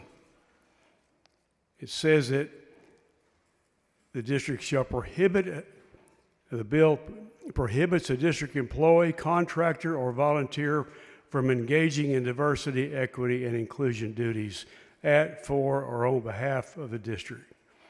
Now, I raised this question in the Education Committee. How then are you going to assign black teachers to a black school to make sure there's enough black leadership in that school for black children to see? How are you going to assign brown teachers to a Hispanic school? to make sure those students see somebody that looks like them part of the time during the day? How are you going to tell a white person, a white teacher, look, we can't just have black teachers over at that school. We've got to have whites too, because we want the students to have the experience with white people as well. You can't. It's against the law because this bill makes it against the law. Now, whether that was intended or not, I don't know, but it was raised in committee, and the language is still in here. A solution looking for a problem causes multiple unintended consequences. I think this is just one of those, and it is one the schools will not be able to deal with. For goodness sakes, why are we visiting this kind of meanness on people that are working right here among us, our friends? We heard from them up here. What are you saying about them? They're our colleagues. What are you saying about our public schools when you add one more burden to their situation and give one more reason for somebody to file a lawsuit on the basis of what you're calling a parents' rights bill? I urge you to vote no on this bill. The chair recognizes Ms. Collier to speak against the bill. Thank you, Mr. Speaker. Members, this is wrong. Allowing religious organizations or clubs, but not clubs that allow students to be who they are, is a double standard that flies in the face of the principles you say you support. You may not agree, but I'll say it anyway. An LGBTQ person can't change who they are any more than the fact that I can't change that I'm black. Speaking of my blackness, this bill, it won't allow black student unions. It won't allow for the Mexican student unions. What's next? Will there be a ban on the Texas Legislative Black Caucus? On the Mexican American Legislative Caucus? I don't know, but what this bill is doing is pushing our black, brown, LGBTQ people into the shadows of the dark, as if we are not accepted. And it hurts. It hurts. It's very hurtful. Because what you're saying to students today is that you will be accepted as long as you are who we say you should be. The bill does not promote freedom. It snatches it from the very core of who we are. This bill does not infer rights. It robs us of our rightful place in this world. To use the 14th Amendment, a clause that is the cornerstone of civil rights and equality and equal protection, as the method to deny those whom you don't approve, is wrong. Members, this is wrong, and I don't want any parts of it.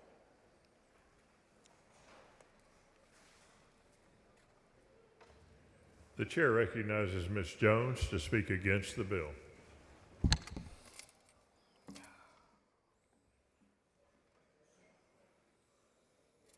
Mr. Speaker, members, it's exhausting, utterly exhausting, to always be at the end of the figurative barrel of this legislature's gun. As a black woman, as a lesbian, as someone who fights every day for children who don't have power, privilege, or protection, this bill breaks my heart and it terrifies me. I didn't come out until I was 50, not because I was ashamed, but because I knew the world wasn't safe for me. I've learned how to survive in the world, but our kids haven't. They're still growing. They're still vulnerable, still trying to find safe spaces to just be in. And instead of helping them, this bill tells them you don't belong, you don't matter, you shouldn't exist. We are picking on our kids, and that's shameful.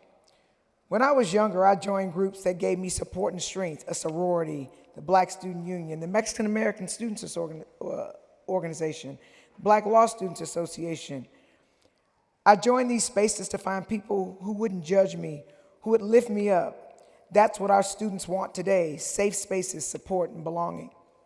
This bill destroys that. It bans classroom conversations about gender identity and sexual orientation. It eliminates DEI programs that protect Black and brown kids, LGBTQ+ kids, immigrant kids, disabled kids. It punishes teachers who stand up for those students. It gives parents a weapon to silence any child who dares be different. And we have the nerve to say that we care about mental health. We've passed bill after bill about access to care, about youth suicide, about prevention and treatment.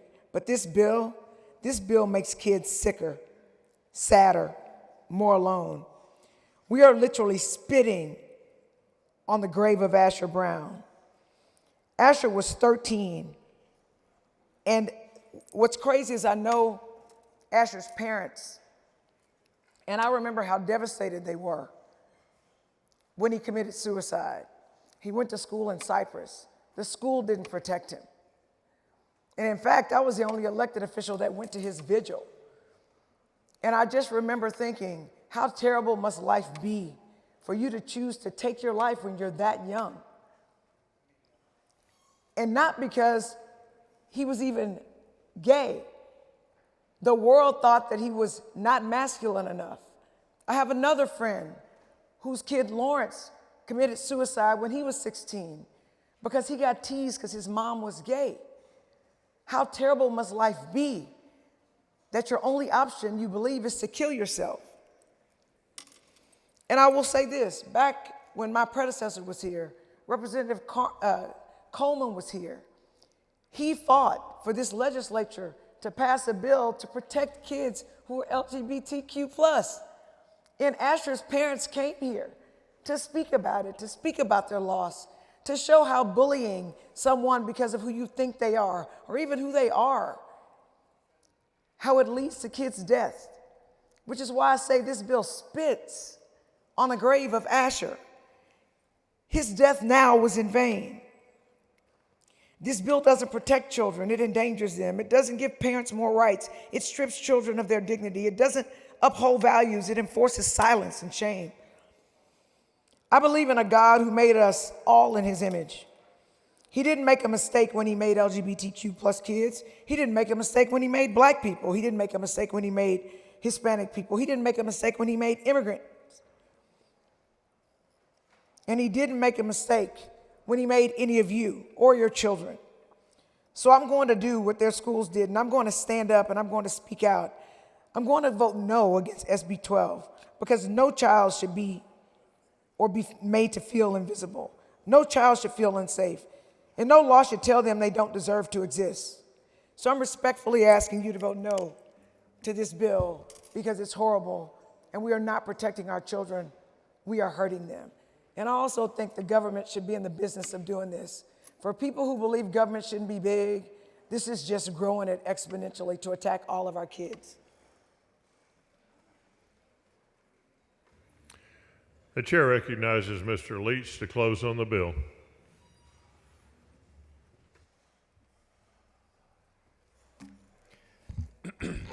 Thank you, Mr. Speaker, members. I want to be quick with my final remarks, my closing here. I first do want to offer a sincere and genuine word of apology if my remarks earlier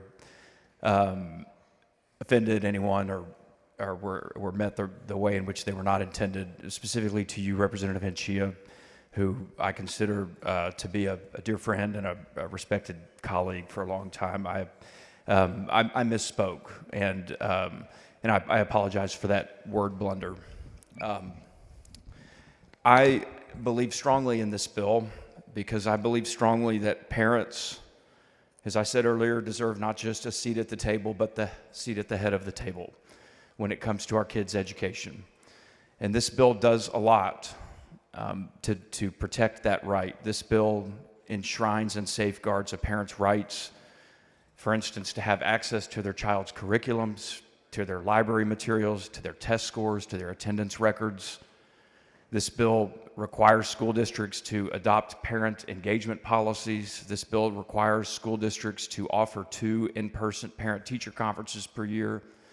This bill requires, instead of an opt-out, requires a parent to opt their children in for sexual education.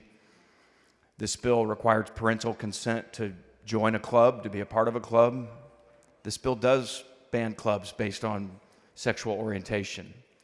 It does, and I know there's disagreement in here, but I would encourage us to think deeply about the role of our public schools to educate, not to indoctrinate.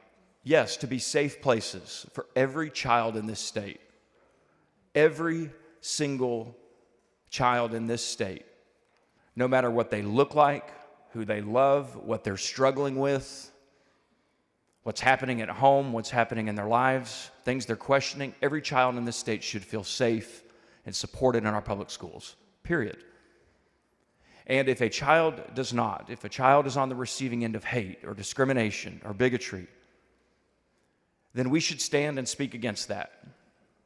And our teachers and our parents and our educators should have the tools, and I believe do have the tools they need to crack down on that. And I hope that they will continue to do so. My daughter, Charlotte, who's 14, going into the 9th grade, is in a club called PALS. And some of you, your kids may have been in PALS, and Charlotte excels in PALS. It's peer-assisted leadership. And there is an array of a couple hundred students that, like I just said, are going through all sorts of issues that teenagers go through, struggling with, and they think differently, they believe differently, their parents vote differently. And she has learned the things that maybe we want all of our kids to learn, and that's not to separate yourself with people that you agree with, but to learn how to reason together and how to be respectful with one another through our disagreements, to be kind to one another. Those clubs are the clubs that we should be promoting, and those are the clubs that this bill protects. And I would hope that a student would feel eager to join those clubs, feel eager to be free to express themselves and wrestle with the things they wrestle with and to do life with their fellow students.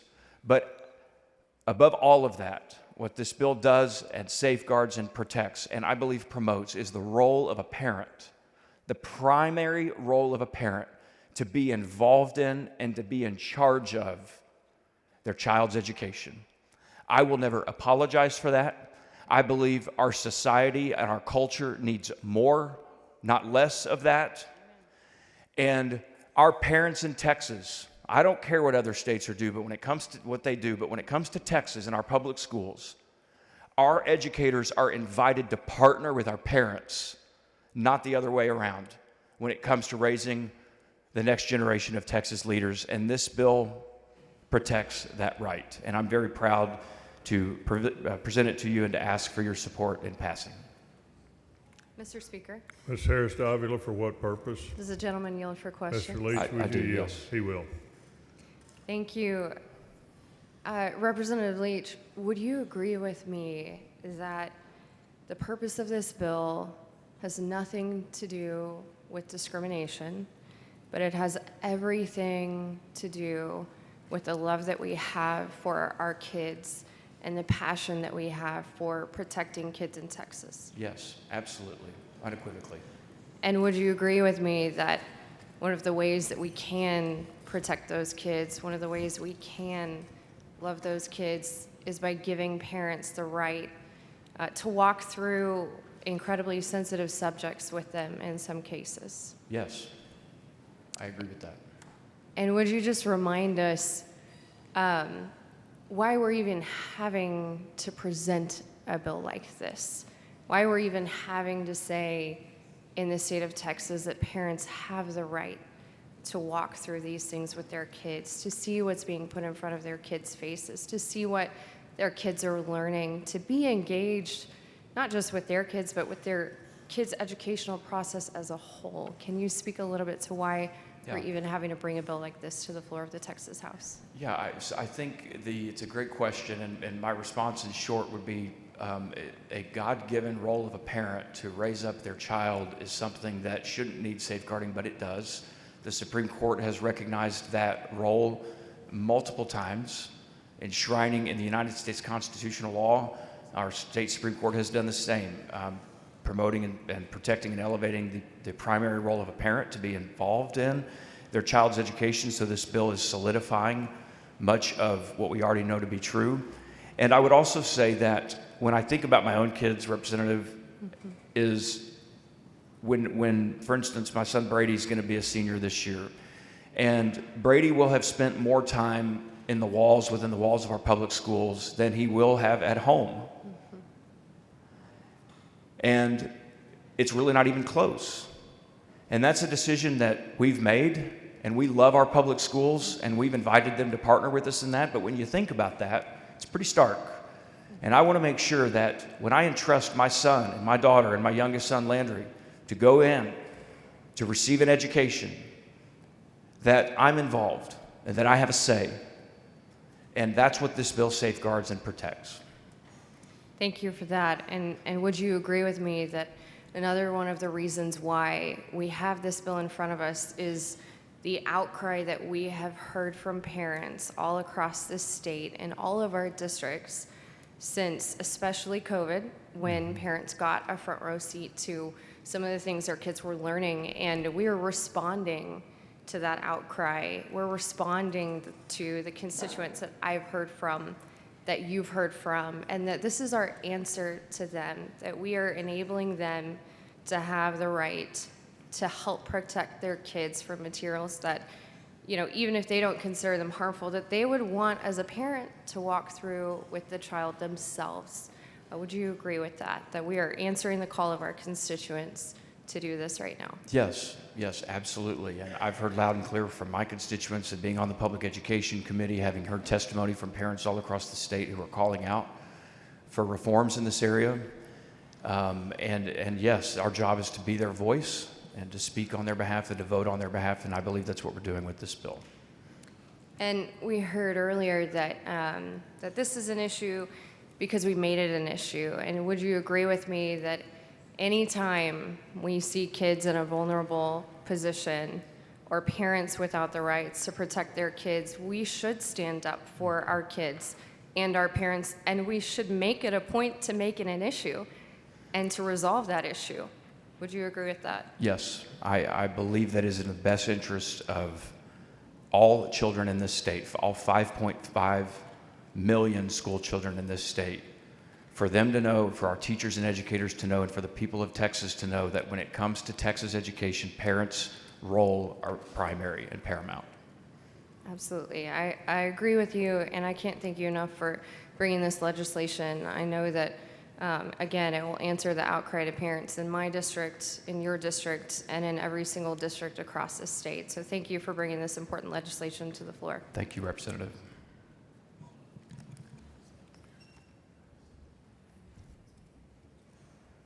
Mr. Speaker, Ms. Weiner, for what purpose? will the gentleman yield for a couple questions? Mr. Yes. Leach, will you yield, Mr. Yes. Leach?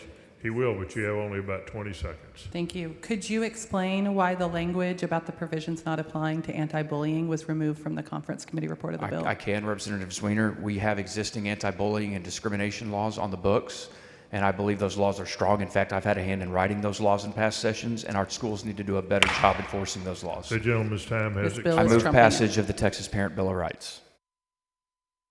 Members, strict enforcement has been requested, so please go to your desk and vote from your desk.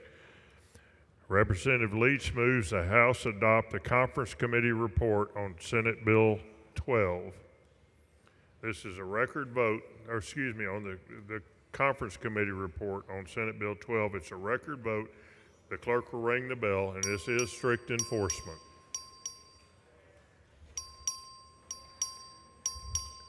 You will have time to vote from your desk.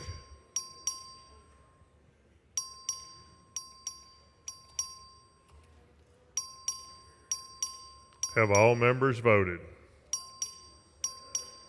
Have all members voted? There being 77 ayes, 40 nays, the conference committee report is adopted.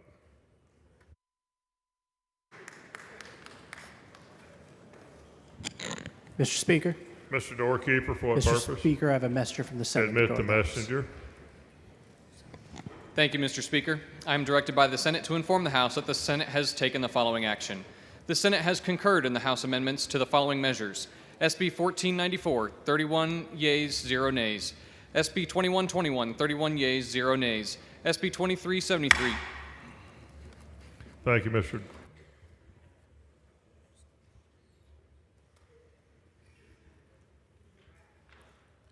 Pursuant to House Rule 13, Section 9.1, the chair announces the introduction of H.R. 1501, suspending the limitation on conferees for Senate Bill 568. Pursuant to House Rule 13, Section 9F, the chair announces the introduction of H.R. 1514, suspending the limitation on conferees for HB 40.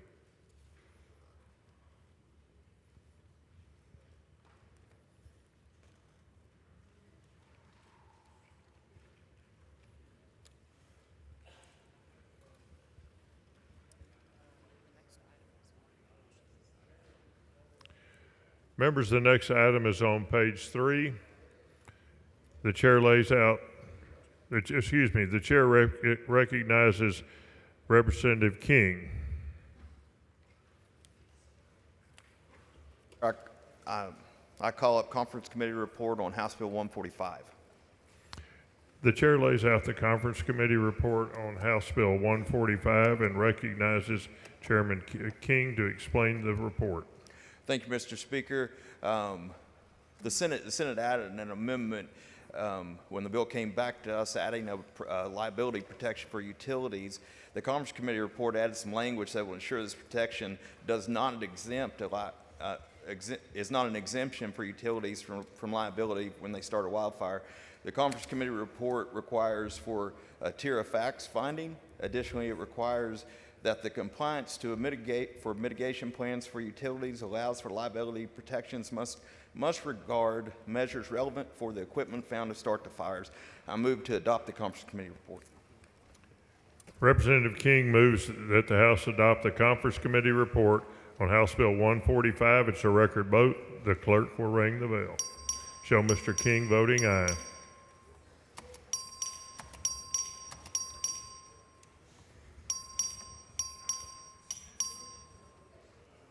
Have all members voted? Have all members voted? Being 103 ayes, 21 nays, the conference committee report on HB 145 is adopted. Members, we're going to page 2.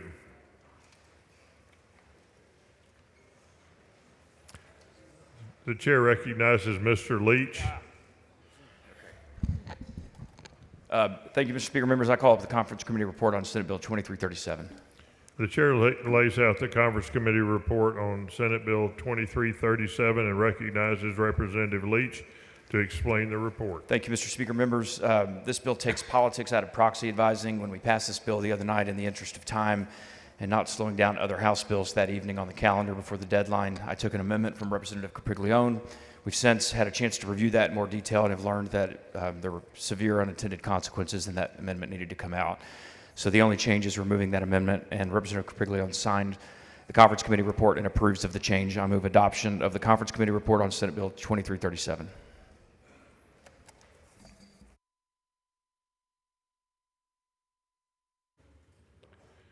Representative Leach moves that the House adopt the Conference Committee report on Senate Bill 2337. This is a record vote. The clerk will ring the bell.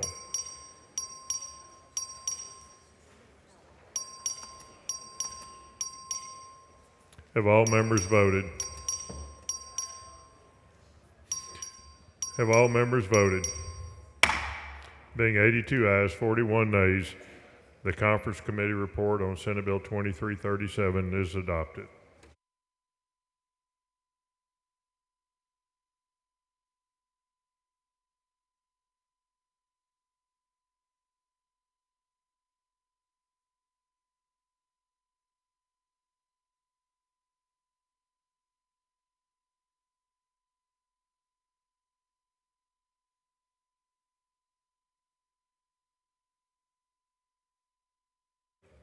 Members, the next item is on page 3.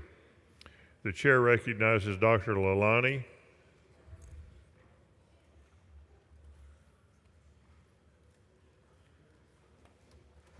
Mr. Speaker, members, I call up for the Conference Committee report on Senate Bill 441.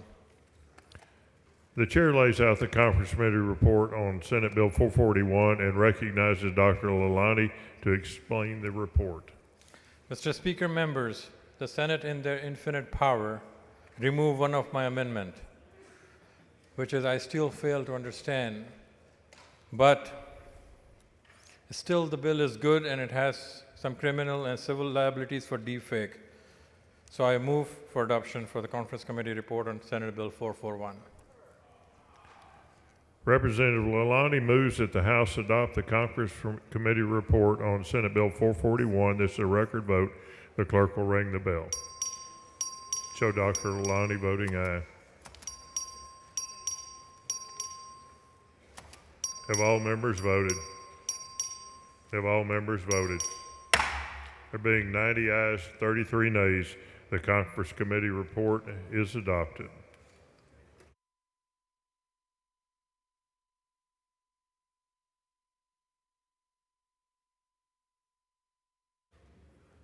Mr. Metcalf.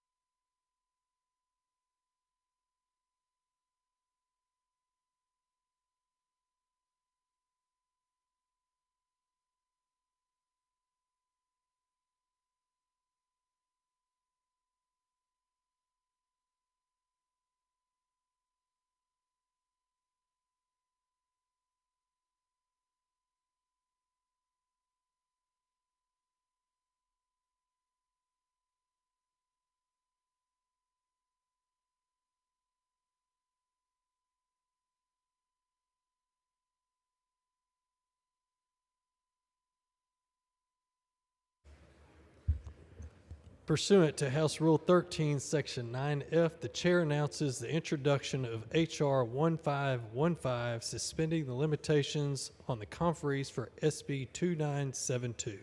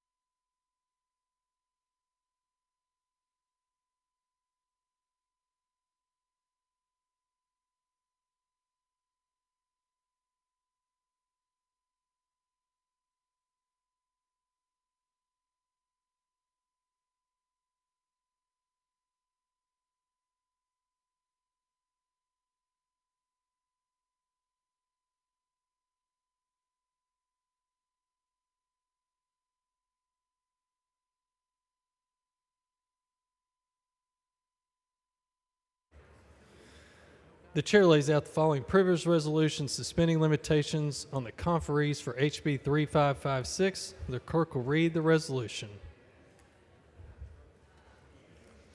H.R. number 1491 by Vosut, suspending limitations on conference committee jurisdiction, HB number 3556.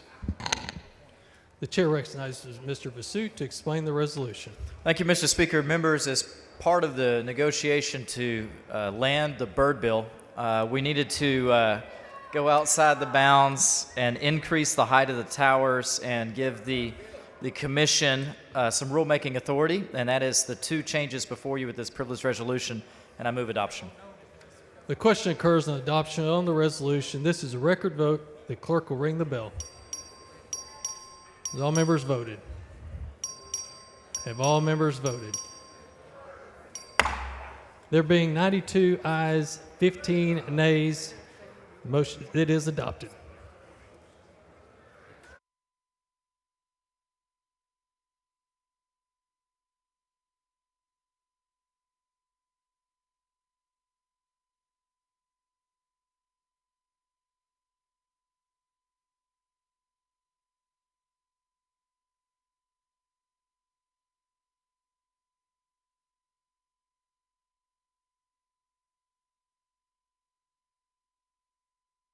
Members, the next item is on page 2, House Bill 3556.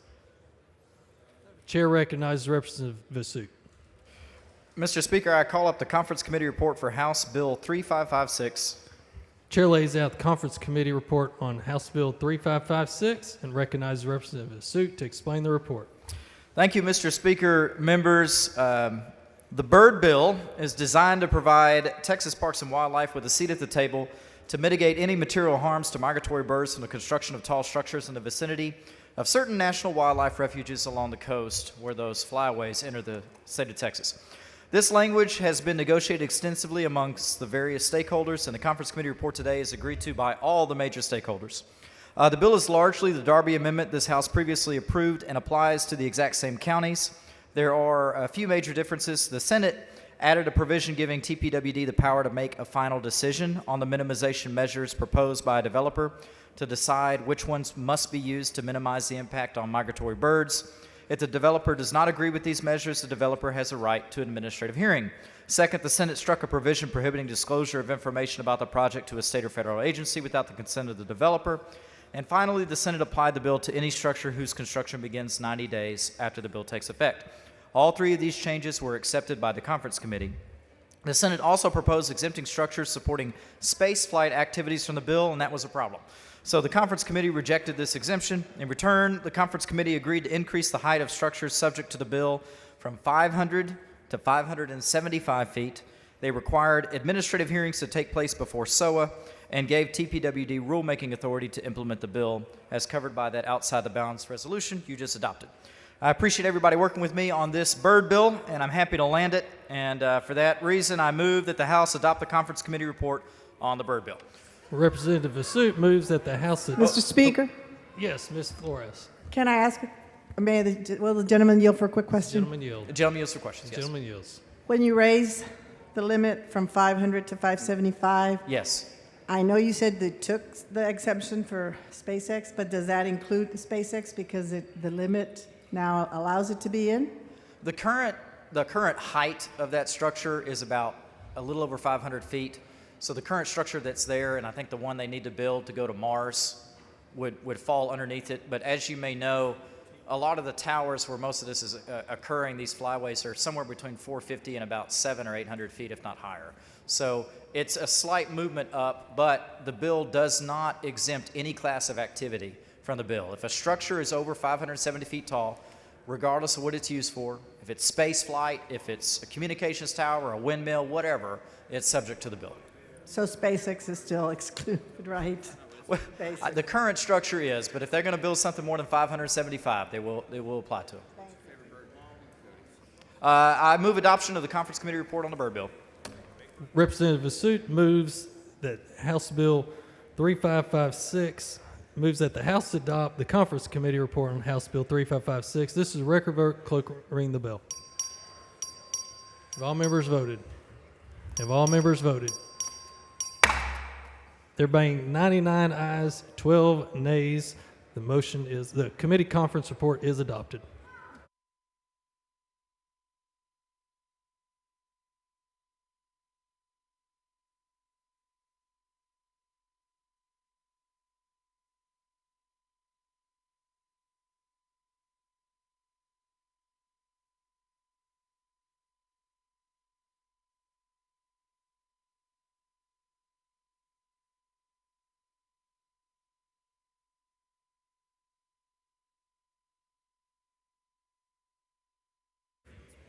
Members, the speaker's desk is clear. If you have any announcements, please bring them forward.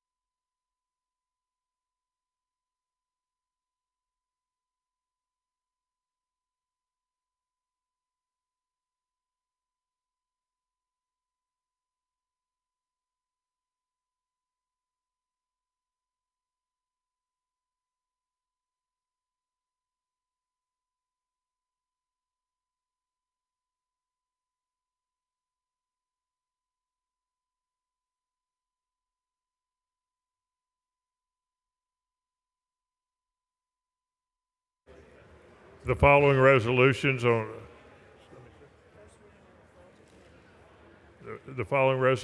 on reading and referral to committee. Clerk will read the resolutions. Following resolutions are being referred to the Committee on Local and Consent Calendars. H.R. 1478 by Smithy, H.R. 1479 by Villalobos, H.R. 1480 by Noble, H.R. 1481 by Toth. Following resolutions by NG are being referred to the Committee on Local and Consent Calendars. H.R. 1482 through H.R. 1487. H.R. 1488 by Allen, H.R. 1489 by Garcia Hernandez, H.R. 1490 by Busey, H.R. 1492 by Flores, H.R. 1493 by Bella Montgomery, H.R. 1494 by Bella Montgomery, H.R. 1497 by Morgan, H.R. 1498 by Villalobos, H.R. 1500 by Busey, H.R. 1509 by Guerin, H.R. 1516 by Noble.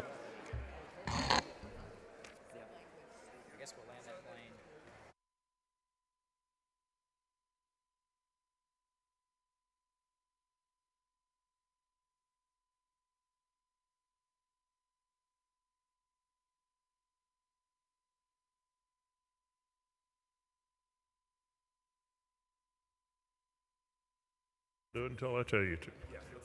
Mr. Pursuit moves that the House adjourn pending the reading and referral of resolutions, receipt of messages, signing of measures in the presence of the House, granting the request of the Senate to appoint conferees until 1 p.m. Sunday.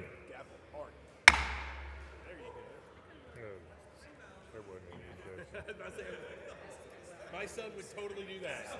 Is there any objection? The chair hears none. The House stands adjourned pending reading and referral of resolutions, receipt of messages, signing of measures in the presence of the House, and granting the request to the Senate to appoint conferees. Go.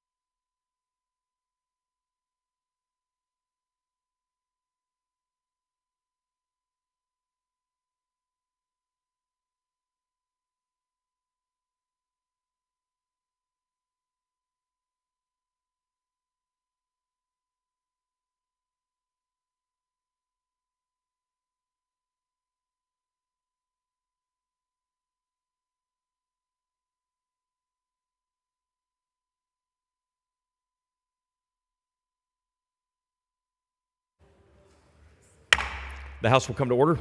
Mr. Speaker, Mr. Doorkeeper, Mr. Speaker, I have a messenger from the Senate at the door of the House. admit the messenger. Thank you, Mr. Speaker. I'm directed by the Senate to inform the House that the Senate has taken the following action. The Senate has adopted the following conference committee reports. HB 2017, 26 yeas, 5 nays. The House will stand at ease.